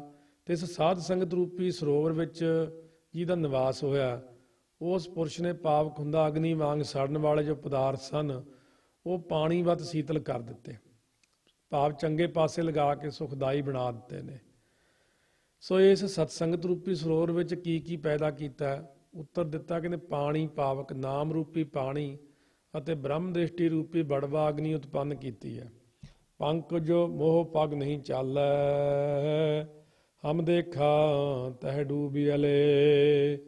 ਸੰਸਾਰ ਪੁਰਸ਼ ਦਾ ਜਿਹੜਾ ਮਨ, ਸੋ ਜਿਸ ਪ੍ਰਕਾਰ ਦੁਬਾਰਾ ਕਹਿੰਦੇ ਜਿਸ ਪੁਰਸ਼ ਦਾ ਮਨ ਗੁਰਾਂ ਦੇ ਪਗ ਪੰਕਜ ਹੁੰਦਾ, ਚਰਨ ਕਮਲਾਂ ਦੇ ਮੋਹ ਵਿੱਚ ਸਥਿਤ ਹੋਇਆ ਨਾ, ਉਹ ਫਿਰ ਸੰਸਾਰ ਦੀ ਤਰਫ ਨਹੀਂ ਲੱਗਦਾ। ਇੱਥੇ ਮੋਹ ਪ੍ਰੇਮ 'ਚ ਬਦਲ ਜਾਣਾ, ਪੰਜੇ ਹੀ ਬਦਲ ਜਾਂਦੇ ਨੇ। ਕਾਮ ਕਾਮਨਾ 'ਚ ਬਦਲ ਜਾਂਦਾ, ਕ੍ਰੋਧ ਜਿਹੜਾ ਵੀਰ ਰਸ ਵਿੱਚ ਬਦਲ ਜਾਂਦਾ, ਮੋਹ ਪ੍ਰੇਮ ਵਿੱਚ ਬਦਲ ਜਾਂਦਾ, ਲੋਭ ਲਾਲਚ ਹੁੰਦਾ, ਇਹ ਲਾਲਚ ਹੋਂ ਗੁਣ ਤਾਉ ਚਰੋ। ਹੰਕਾਰ ਜਿਹੜਾ ਅਸ਼ੁੱਧ ਹੁੰਦਾ, ਮੈਂ ਜੀਵ ਆ, ਮੈਂ ਕਰ ਦਿਆਂਗਾ ਜੇ ਮੈਂ ਨਾ ਹੁੰਦਾ। ਇੱਕ ਸ਼ੁੱਧ ਹੰਕਾਰ ਹੁੰਦਾ ਕਿ ਸੋ ਅਹੰ ਬ੍ਰਹਮਅਸਮੀ ਜਾਂ ਸੋ ਹੰ, ਉਹ ਅਵਸਥਾ 'ਚ ਪਹੁੰਚ ਕੇ ਕਿਹਾ ਜਾਂਦਾ, ਪਹਿਲਾਂ ਨਹੀਂ ਕਹਿਣਾ। ਉਹ ਸਤ ਸੰਗਤ ਰੂਪੀ ਸਰੋਵਰ ਜੋ ਨਾਮ ਜਲ ਨਾਲ ਭਰਿਆ ਹੋਇਆ, ਸਾਡੇ ਵੇਖਦਿਆਂ ਉਹਦੇ 'ਚ ਡੁਬਕੀਆਂ ਲਗਾਉਂਦੇ ਨੇ ਸੰਤ ਮਹਾਤਮਾ। ਮਨ ਏਕ ਨਾ ਚੇਤ ਸਮੂੜ ਮਨਾ, ਹਰ ਬਿਸਰਤ ਤੇਰੇ ਗੁਣ ਗਲਿਆ ਰਹਾਓ। ਜਿਹੜੇ ਇਨਸਾਨ ਮਨ ਵਿੱਚ ਇੱਕ ਵਾਹਿਗੁਰੂ ਨੂੰ ਚੇਤਦੇ ਆ, ਉਹ ਫਿਰ ਮੂੜਤਾ ਤੇ ਮਨਾ ਹੁੰਦਾ, ਮਨੌਤਤਾ ਨਹੀਂ ਕਰਦਾ। ਵਿਸ ਹੁੰਦਾ ਪ੍ਰਪੰਚ ਨੂੰ ਹਰੀ ਰੂਪ ਜਾਣ ਕੇ, ਰਤ ਹੁੰਦਾ ਪ੍ਰੀਤੀ ਕਰਦਾ। ਤੇਰ ਮੇਰ ਦੇ ਗੁਣ ਜਿਹੜੇ ਗਲ ਗਏ, ਉਹਦੇ ਭਾਵ ਨਾਸ ਹੋ ਗਏ। ਫਿਰ ਬੇਨਤੀ ਕੀਤੀ ਕਿ ਤਰਨ ਦਾ ਕੋਈ ਸੌਖਾ ਰਾਹ ਦੱਸੋ। ਵਾਹਿਗੁਰੂ ਅੱਗੇ ਕਹਿੰਦੇ ਬੇਨਤੀ ਕਰੋ, ਕਲਯੁਗ ਦੇ ਵਿੱਚ ਹੋਰ ਤਾਂ ਕੋਈ ਰਾਹ ਨਹੀਂ ਹੈਗਾ। ਕੀ ਬੇਨਤੀਆਂ ਜੀ? ਨਾ ਹੋ ਜਤੀ ਸਤੀ ਨਹੀਂ ਪੜਿਆ, ਮੂਰਖ ਮੁਗਧਾ ਜਨਮ ਪਿਆ। ਮਹਾਰਾਜ ਨਾ ਤਾਂ ਦੇਖੋ ਜਤੀਆਂ ਜੀ, ਸੱਚੀ ਗੱਲ ਹੈ, ਕਲਯੁਗ ਦੇ ਵਿੱਚ ਕਾਮ ਕ੍ਰੋਧ ਤੋਂ ਬਚਣਾ ਬਹੁਤ ਔਖਾ ਜੀ। ਨਾ ਮੈਂ ਸਤੀਆਂ ਸੱਤਵਾਦੀਆਂ, ਨਾ ਹੀ ਮੈਂ ਕੋਈ ਪੜ੍ਹਿਆ ਹੋਇਆ ਜ਼ਿਆਦਾ, ਮੈਨੂੰ ਇੰਨਾ ਵੀ ਨਹੀਂ ਪਤਾ ਕਿ ਬੁੱਧੀ ਮੰਦੀ ਆ ਨਾ ਕਲਯੁਗ ਵਿੱਚ, ਅਸੀਂ ਬਾਹਲੇ ਪੜ੍ਹੇ ਨਹੀਂ ਹੋਏ। ਮੈਂ ਮੂਰਖ ਦਾ ਮਨੁੱਖਾ ਜਨਮ ਜਿਹੜਾ ਮੁਗਧਾ ਤੋਂ ਭਾਵ ਨਿਸਫਲ ਜਾ ਰਿਹਾ। ਮਹਾਰਾਜ ਜੀ ਕਿਰਪਾ ਕਰੋ, ਸਾਨੂੰ ਤਾਰ ਦਿਓ ਜੀ। ਪ੍ਰਣਵਤ ਨਾਨਕ ਤਿਨ ਕੀ ਸਰਨਾ, ਜਿਨ ਤੂੰ ਨਾਹੀ ਵਿਸਰਿਆ। ਤਿੰਨ ਤੇ ਜਿਨ ਦੇ ਥੱਲੇ ਹਲੰਤ ਲੱਗੀ ਹੋਈ, ਅੱਧਾ ਹਾ ਪਾ ਭਾਰਾ ਕੀਤਾ। ਤਿੰਨ ਕੀ ਸਰਨਾ, ਜਿਨ ਤੂੰ ਨਾਹੀ ਵਿਸਰਿਆ। ਇਹ ਇੱਥੇ ਹੀ ਆਉਣਾ, ਰਹਿ ਰਾਸ 'ਚ ਨਹੀਂ ਆਉਂਦਾ ਇਹ। ਸੋ ਮਹਾਰਾਜ ਸੱਚੇ ਪਾਤਸ਼ਾਹ ਉਚਾਰਦੇ ਹਨ ਬੇਨਤੀ ਪੂਰਵਕ, ਮੈਂ ਤਿੰਨਾਂ ਦੀ ਕਹਿੰਦੇ ਸ਼ਰਨ ਗ੍ਰਹਿਣ ਕੀਤੀ, ਜਿਨ੍ਹਾਂ ਗੁਰਮੁਖਾਂ ਨੂੰ ਤੂੰ ਵਿਸਰਦਾ ਨਹੀਂ। ਕਹਿੰਦੇ ਸੌਖਾ ਰਾਹ ਕੀ ਹੈ? ਜਿਵੇਂ ਕਿਸੇ ਮਾਤਾ ਦੀ ਉਮਰ ਬਹੁਤ ਜ਼ਿਆਦਾ ਵੱਡੀ ਹੋ ਗਈ, ਸੋ ਬਾਹਲੀ ਬਜ਼ੁਰਗ ਮਾਤਾ ਮੈਨੂੰ ਕਹਿਣ ਲੱਗੀ ਵੀ ਹੁਣ ਕੋਈ ਸੌਖਾ ਰਾਹ, ਵੀ ਹੁਣ ਨਾ ਕੋਈ ਬੰਦਗੀ ਹੋਣੀ, ਸੋਝੀ ਹੁਣ ਪਈ ਬੁੜੇ ਹੋ ਕੇ। ਮੈਂ ਬੇਨਤੀ ਕੀਤੀ ਅੰਮ੍ਰਿਤ ਛਕਿਆ? ਕਹਿੰਦੇ ਅੰਮ੍ਰਿਤ ਤਾਂ ਛਕਿਆ। ਮੈਂ ਕਿਹਾ ਇਉਂ ਕਰੋ ਮਾਤਾ ਜੀ, ਸੋ ਬੇਨਤੀਆਂ ਹੀ ਕਰੀ ਜਾਓ ਵੀ ਹੁਣ ਤਾਂ ਮਹਾਰਾਜ ਸਾਤੋਂ ਕੁਛ ਨਹੀਂ ਹੋਣਾ, ਪੰਕਤੀਆਂ ਪੜ੍ਹੀ ਜਾਓ। ਸੋ ਜਿਹੜੇ ਮਹਾਤਮਾ ਦੀ ਤੁਸੀਂ ਸੰਗਤ ਕਰਦੇ ਹੋ, ਬਸ ਉਹਨਾਂ 'ਤੇ ਹੀ ਧਿਆਨ ਧਰੋ। ਹੁਣ ਤਾਂ ਨੇੜੇ ਦਾ ਰਸਤਾ ਮਹਾਰਾਜ ਨੇ ਦੱਸਿਆ, ਇਹ ਗੱਲ ਨੂੰ ਸਮਝਣ ਦਾ ਯਤਨ ਕਰੋ ਵੀ ਜਿਨ੍ਹਾਂ ਗੁਰਮੁਖਾਂ ਨੂੰ ਤੂੰ ਭੁੱਲਿਆ ਨਹੀਂ, ਉਹਨਾਂ ਨਾਲ ਹੀ ਕੋਲ ਜਾ ਕੇ ਬਹਿ ਜਾਓ, ਮਹਾਂਪੁਰਖ ਆਪੇ ਤਾਰ ਲੈਣਗੇ ਆਪਾਂ ਨੂੰ। ਸੋ ਇਸ ਪ੍ਰਕਾਰ ਬਚਨ ਕਰਦੇ ਹਨ। ਆਸਾ ਮਹੱਲਾ ਪਹਿਲਾ। ਛੇ ਘਰ ਛੇ ਗੁਰ ਛੇ ਉਪਦੇਸ਼, ਗੁਰ ਗੁਰ ਏਕੋ ਵੇਸ ਅਨੇਕ। ਸੋ ਗੁਰਸਿੱਖਾਂ ਨੇ ਬੇਨਤੀ ਕੀਤੀ ਕਿ ਹੇ ਪ੍ਰਭੂ, ਹੇ ਪਰਮੇਸ਼ਰ ਸਰੂਪ ਸਤਿਗੁਰੂ ਜੀ, ਆਪ ਕਹਿੰਦੇ ਹੋ ਕਿ ਸ਼ਾਸਤਰਾਂ ਦੁਆਰੇ ਨਾਮ ਜਪੋ। ਸ਼ਾਸਤਰਾਂ ਦੁਆਰੇ ਨਾਮ ਕਿਵੇਂ ਜਪੀਏ? ਸ਼ਾਸਤਰਾਂ ਵਿੱਚ ਤਾਂ ਬਹੁਤ ਸਾਰੇ ਵਿਵਾਦ ਨੇ। ਮਹਾਰਾਜ ਨੇ ਬਚਨ ਕੀਤਾ, ਭਾਈ ਜਿਵੇਂ ਕੋਈ ਸ਼ਾਹੂਕਾਰ ਬਾਹਰ ਗਿਆ ਤੇ ਜਾਂਦਿਆਂ ਜਾਂਦਿਆਂ ਰਾਹ ਵਿੱਚ ਉਹਨੂੰ ਭੁੱਖ ਲੱਗ ਗਈ। ਉਹਨੇ ਆਪਣੇ ਨੌਕਰਾਂ ਨੂੰ ਕਿਹਾ, ਉਸ ਨਾਲ 6 ਆਦਮੀ ਸੀ, ਉਹ 6 ਦੇ 6 ਹੀ ਰੋਟੀ ਨੂੰ ਲੱਗ ਪਏ। ਇੱਕ ਨੇ ਕਿਹਾ ਮੈਂ ਬਾਲਣ ਲੱਭ ਕੇ ਲਿਆਉਣਾ, ਦੂਜੇ ਨੇ ਕਿਹਾ ਮੈਂ ਆਟਾ ਘਿਓ ਵਗੈਰਾ ਲਿਆਉਣਾ, ਤੀਜੇ ਨੇ ਕਿਹਾ ਮੈਂ ਚੁੱਲ੍ਹਾ ਚੌਂਕਾ ਬਣਾ ਕੇ ਪੋਚਾ ਫੇਰ ਕੇ ਜਗ੍ਹਾ ਸਾਫ਼ ਕਰ ਛੱਡਦਾ, ਚੌਥੇ ਨੇ ਕਿਹਾ ਮੈਂ ਸਬਜ਼ੀ ਵਗੈਰਾ ਲਿਆ ਕੇ ਬਣਾਉਂਦਾ, ਪੰਜਵੇਂ ਨੇ ਕਿਹਾ ਮੈਂ ਪਾਣੀ ਲਿਆ ਕੇ ਰੱਖਦਾ, ਛੇਵੇਂ ਨੇ ਕਿਹਾ ਮੈਂ ਛਕਾ ਦੂੰਗਾ। ਚਲੋ ਸਾਰੇ ਉਦਮ ਕਰੀਏ, ਆਪਣੇ ਸ਼ਾਹੂਕਾਰ ਨੂੰ ਪ੍ਰਸ਼ਾਦਾ ਛਕਾਈਏ। ਕਹਿੰਦੇ ਦੇਖੋ ਆਦਮੀ ਸਾਰੇ ਵੱਖੋ ਵੱਖਰੇ ਕੰਮ ਤੇ ਲੱਗੇ ਨੇ, ਪਰ ਸਭ ਦਾ ਮਤਲਬ ਇੱਕ ਰੋਟੀ ਖਵਾਉਣ ਤੇ ਹੀ ਹੈ ਕਿ ਨਹੀਂ? ਪ੍ਰਯੋਜਨ ਸਹੀ ਛੇਆਂ ਦਾ ਇੱਕੋ ਹੀ ਆ। ਜਿਵੇਂ ਸ੍ਰੀ ਦਰਬਾਰ ਸਾਹਿਬ ਜਾਣ ਨੂੰ ਰਸਤੇ ਬਹੁਤ ਨੇ, ਲੇਕਿਨ ਸਾਰੇ ਹੀ ਸ੍ਰੀ ਹਰਿਮੰਦਰ ਸਾਹਿਬ ਅੰਦਰ ਹੀ ਜਾਂਦੇ ਆ ਨਾ। ਇਸੇ ਤਰ੍ਹਾਂ 6 ਸ਼ਾਸਤਰਾਂ ਦੇ ਤਰੀਕੇ ਚਾਹੋ ਵੱਖੋ ਵੱਖਰੇ ਨੇ, ਪਰ ਸਭ ਦਾ ਸਿਧਾਂਤ ਇੱਕ ਪਰਮੇਸ਼ਰ ਦੀ ਪ੍ਰਾਪਤੀ ਹੋਈ ਹੈ। ਇਸ ਕਰਕੇ ਮਹਾਰਾਜ ਸਮਝਾਉਂਦੇ ਹਨ, 6 ਘਰ 6 ਗੁਰ 6 ਉਪਦੇਸ਼, ਗੁਰ ਗੁਰ ਏਕੋ ਵੇਸ ਅਨੇਕ। 6 ਘਰ 6 ਸ਼ਾਸਤਰ ਹਨ ਤੇ 6 ਹੀ ਉਹਨਾਂ ਦੇ ਗੁਰੂ ਕਰਤਾ ਹਨ, 6 ਹੀ ਉਹਨਾਂ ਦੇ ਭਿੰਨ ਭਿੰਨ ਉਪਦੇਸ਼ ਨੇ। 6 ਸ਼ਾਸਤਰਾਂ ਦੇ ਗੁਰੂਆਂ ਦਾ ਗੁਰੂ ਇੱਕ ਪਰਮਾਤਮਾ ਹੈ। ਚਾਹੇ ਵੇਸ ਜਿਹੜੇ ਉਪਦੇਸ਼ ਅਨੇਕ ਪ੍ਰਕਾਰ ਦੇ ਨੇ। ਦਸ਼ਮੇਸ਼ ਪਿਤਾ ਜੀ ਨੇ ਬ੍ਰਹਮ ਅਵਤਾਰ ਵਿੱਚ ਲਿਖਿਆ ਕਿ ਜਿਸ ਵੇਲੇ ਪੁਰਾਣਾਂ ਦੇ ਰਚਨ ਕਰਕੇ ਬਿਆਸ ਜੀ ਨੂੰ ਹੰਕਾਰ ਹੋਇਆ ਤਾਂ ਆਕਾਸ਼ ਤੋਂ ਅਗੈਬੀ ਤਲਵਾਰ ਆ ਕੇ ਪਈ। ਸੋ ਉਸ ਵੇਲੇ ਬਿਆਸ ਦੇ 6 ਟੁਕੜੇ ਹੋ ਗਏ, ਉਹਨਾਂ ਤੋਂ 6 ਰਿਖੀ ਹੋਏ ਨੇ। ਸੋ 634 ਅੰਗ ਤੇ ਜਿਵੇਂ ਆਉਂਦਾ, ਨਹੀਂ ਲੀਨ ਪ੍ਰਾਨ ਨਿਕਾਰ ਭਏ ਖਸ਼ਟ ਰਿਖੈ ਅਪਾਰ। ਤਿਨ ਸ਼ਾਸਤਰਗ ਵਿਚਾਰ ਖਟ ਸ਼ਾਸਤਰ ਨਾਮ ਸੋ ਡਾਰ। ਇਹ ਆਦਿ ਸ੍ਰੀ ਦਸਮ ਗ੍ਰੰਥ 634 ਅੰਕ ਤੇ ਹੈ। ਸੋ ਇਸ ਦੇ ਅਨੁਸਾਰ ਐਸੇ ਭਾਵ ਹੈ ਕਿ ਗੁਰ ਗੁਰ ਏਕੋ। 6 ਸ਼ਾਸਤਰਾਂ ਦੇ ਗੁਰੂਆਂ ਦਾ ਗੁਰੂ ਇੱਕ ਬਿਆਸ ਹੈ। ਵੇਸ ਅਨੇਕ ਉਪਦੇਸ਼ ਚਾਹੇ ਅਨੇਕ ਨੇ। 6 ਸ਼ਾਸਤਰਾਂ ਦੇ ਨਾਮ ਨੇ ਸਾਂਖਿਆ, ਦੂਸਰਾ ਨਿਆਏ, ਤੀਸਰਾ ਪੰਜਵਾਂ ਹੈ ਯੋਗ ਸ਼ਾਸਤਰ ਤੇ 6ਵਾਂ ਵਿਦਾਂਤ ਸ਼ਾਸਤਰ। ਤੋਂ 6 ਸ਼ਾਸਤਰਾਂ ਦੇ ਕਰਤਾ ਕੌਣ ਨੇ? ਸਾਂਖੇ ਦਾ ਭਾਵ ਕਹਿਣ ਲਈ ਕਪਲ ਹੈ, ਫਿਰ ਗੌਤਮ ਰਿਸ਼ੀ, ਕਣਭੁੱਕ, ਜੈਮਨੀ, ਪਤੰਜਲੀ ਤੇ ਬਿਆਸ। 6 ਹੀ ਉਪਦੇਸ਼ ਨੇ। ਸਾਂਖ ਸ਼ਾਸਤਰ ਤਿੰਨਾਂ ਗੁਣਾਂ ਤੋਂ ਸ੍ਰਿਸ਼ਟੀ ਦੀ ਉਤਪਤੀ ਮੰਨਦਾ, ਤਿੰਨਾਂ ਗੁਣਾਂ ਤੋਂ ਜੁਦਾ ਹੋਣਾ ਉਹ ਮੋਖ ਹੈ, ਇਹ ਮੰਨਦਾ ਹੈ। ਨਿਆਏ ਸ਼ਾਸਤਰ ਪ੍ਰਮਾਣੂਆਂ ਤੋਂ ਸ੍ਰਿਸ਼ਟੀ ਦੀ ਉਤਪਤੀ ਮੰਨਦਾ ਹੈ। ਇਸ ਵਿੱਚ ਯੁਕਤੀ ਤੇ ਤਰਨ ਦੀ ਪ੍ਰਣਾਲੀ ਬੜੇ ਵਿਸਥਾਰ ਨਾਲ ਕਥਨ ਕੀਤੀ ਹੈ। ਤੀਜਾ ਜਿਹੜਾ ਵਿਸ਼ੇਸ਼ਕ ਸ਼ਾਸਤਰ ਹੈ, ਇਹ ਸਮੇਂ ਤੋਂ ਸ੍ਰਿਸ਼ਟੀ ਦੀ ਉਤਪਤੀ ਮੰਨਦਾ ਹੈ। ਆਪਾਂ ਜਪਜੀ ਸਾਹਿਬ ਦੀ ਪਹਿਲੀ ਕਥਾ ਸਾਰਾ ਕੁਝ ਦੱਸਿਆ ਹੋਇਆ। ਨਿਆਏ ਤੇ ਵਿਸ਼ੇਸ਼ਕ ਮੱਤ ਵਾਲੇ 6 ਇੰਦਰੀਏ, 6 ਵਿਸ਼ੇ, 6 ਗਿਆਨ, ਸਰੀਰ, ਸੁੱਖ ਦੁੱਖ, ਇਹਨਾਂ 21 ਦੇ ਨਾਸ ਅਤੇ ਜੜਵੱਤ ਸਥਿਤ ਹੋਣਾ ਹੀ ਮੋਖ ਮੰਨਦੇ ਨੇ। ਮੀਮਾਂਸਾ ਜਿਹੜਾ ਚੌਥਾ, ਉਹ ਕਰਮਾਂ ਤੋਂ ਸ੍ਰਿਸ਼ਟੀ ਦੀ ਉਤਪਤੀ ਮੰਨਦਾ ਹੈ ਤੇ ਸਵਰਗ ਦੀ ਪ੍ਰਾਪਤੀ ਨੂੰ ਮੋਕਸ਼ ਮੰਨਦਾ ਹੈ। ਜਿਸ ਸੁੱਖ ਦਾ ਕਦੇ ਨਾਸ ਨਾ ਹੋਵੇ ਉਸ ਸੁੱਖ ਨੂੰ ਸਵਰਗ ਮੰਨਦਾ ਹੈ। ਯੋਗ ਸ਼ਾਸਤਰ ਵਿੱਚ ਕਿਸੇ ਮਤ ਮਤਾਂਤਰ ਦਾ ਖੰਡਨ ਮੰਡਨ ਨਹੀਂ ਹੈ। ਯਮ, ਨਿਯਮ, ਪ੍ਰਾਣਾਯਾਮ, ਸਮਾਧੀ, ਅਭਿਆਸ, ਧਿਆਨ ਆਦਿਕ ਯੋਗ ਦੇ 8 ਅੰਗੀ ਮੋਖ ਦਾ ਕਾਰਨ ਹੈ, ਉਹ ਇਹ ਮੰਨਦਾ ਹੈ। ਵਿਦਾਂਤ ਸ਼ਾਸਤਰ ਵਿੱਚ ਜਿਹੜਾ ਲਿਖਿਆ ਮਾਇਆ ਸਬਲ ਤੋਂ ਜਗਤ ਦੀ ਉਤਪਤੀ ਮੰਨੀ ਹੈ ਤੇ ਬ੍ਰਹਮ ਨੂੰ ਜਗਤ ਦਾ ਅਭਿੰਨ ਨਿਮਿਤ ਉਪਾਦਾਨ ਕਾਰਨ ਮੰਨਿਆ। ਸੋ ਇਸ ਵਿੱਚ ਆਤਮਾ ਤੇ ਪ੍ਰਮਾਤਮਾ ਦੀ ਏਕਤਾ ਸਿੱਧ ਕੀਤੀ ਗਈ ਹੈ। ਸੋ ਬੇਨਤੀ ਕੀਤੀ ਹੈ ਕਿ ਪ੍ਰਭੂ ਮੈਂ ਕਿਸ ਸ਼ਾਸਤਰ ਨੂੰ ਪੜ੍ਹਾਂ? ਗੁਰੂ ਸਾਹਿਬ ਉੱਤਰ ਦਿੰਦੇ ਕਹਿੰਦੇ ਆ, ਜੈ ਘਰ ਕਰਤੇ ਕੀਰਤ ਹੋਏ, ਸੋ ਘਰ ਰਾਖ ਵਡਾਈ ਤੋਹੇ। ਤੋਏ ਪਾਠ ਉੱਥੇ ਪਹਿਲਾਂ ਆਇਆ, ਇੱਥੇ ਤੋਹੇ ਕਹਿਣਾ, ਇਹ ਦੂਜੀ ਵਾਰ ਉਚਾਰਿਆ ਰਹਾਓ। ਕਹਿੰਦੇ ਜਿਸ ਘਰ ਦਾ ਅਰਥ ਹੁੰਦਾ ਸ਼ਾਸਤਰ ਵਿੱਚ ਕਰਤੇ ਵਾਹਿਗੁਰੂ ਦੀ ਵਿਸ਼ੇਸ਼ ਕੀਰਤੀ ਹੋਵੇ, ਉਸ ਵਿਦਾਂਤ ਘਰ ਸ਼ਾਸਤਰ ਵਿੱਚ ਆਪਣੇ ਆਪ ਨੂੰ ਰੱਖ, ਤਾਂ ਤੇਰੀ ਕਹਿੰਦੇ ਇਸ ਪ੍ਰਕਾਰ ਫਿਰ ਵਡਿਆਈ ਹੋਵੇਗੀ। ਵਿਸਵੇ ਚਸਿਆ ਘੜੀਆਂ ਪਹਿਰਾ, ਥਿੱਤੀ ਵਾਰੀ ਮਾਹੋ ਭਇਆ। ਇੱਥੇ ਭਇਆ ਹੀ ਪਾਠ ਹੈ। 15 ਵੇਰ ਅੱਖਾਂ ਦਾ ਮੀਟਣਾ ਤੇ ਖੋਲ੍ਹਣਾ ਇੱਕ ਵਿਸਾ ਬਣਦਾ ਹੈ। 15 ਵਿਸਿਆਂ ਦਾ ਇੱਕ ਚੱਸਾ ਬਣਦਾ ਹੈ। 30 ਚੱਸਿਆਂ ਦਾ ਇੱਕ ਪਲ ਹੁੰਦਾ ਹੈ। 60 ਪਲਾਂ ਦੀ ਇੱਕ ਘੜੀ, 7.5 ਘੜੀਆਂ ਦਾ ਇੱਕ ਪਹਿਰ, 8 ਪਹਿਰਾਂ ਦਾ ਇੱਕ ਰਾਤ ਤੇ ਦਿਨ, ਫਿਰ 15 ਥਿੱਤਾਂ ਤੇ 7 ਵਾਰ ਤੇ 30 ਦਿਨਾਂ ਦਾ ਇੱਕ ਮਾਹੋ ਭਇਆ ਮਹੀਨਾ ਹੋਇਆ। 12 ਮਹੀਨਿਆਂ ਦਾ ਇੱਕ ਸਾਲ ਹੁੰਦਾ ਤੇ 12 ਬਰਸਾਂ ਬਾਅਦ ਇੱਕ ਕੁੰਭ ਆਉਂਦਾ ਜਾ ਕੇ ਕਿਤੇ। ਸੂਰਜ ਏਕੋ ਰੁੱਤ ਅਨੇਕ, ਨਾਨਕ ਕਰਤੇ ਕੇ ਕੇਤੇ ਵੇਸ।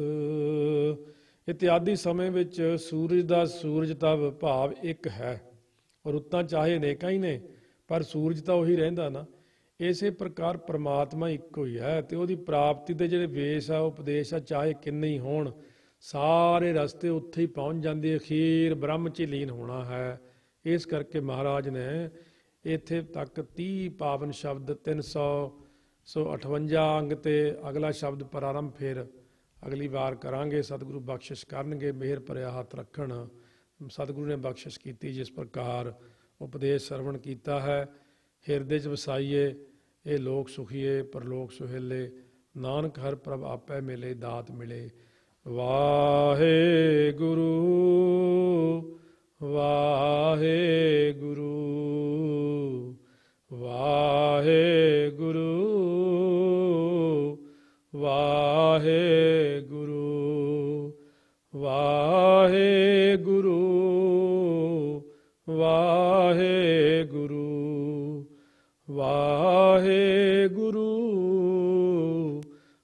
ਵਾਹਿਗੁਰੂ ਵਾਹਿਗੁਰੂ ਵਾਹਿਗੁਰੂ।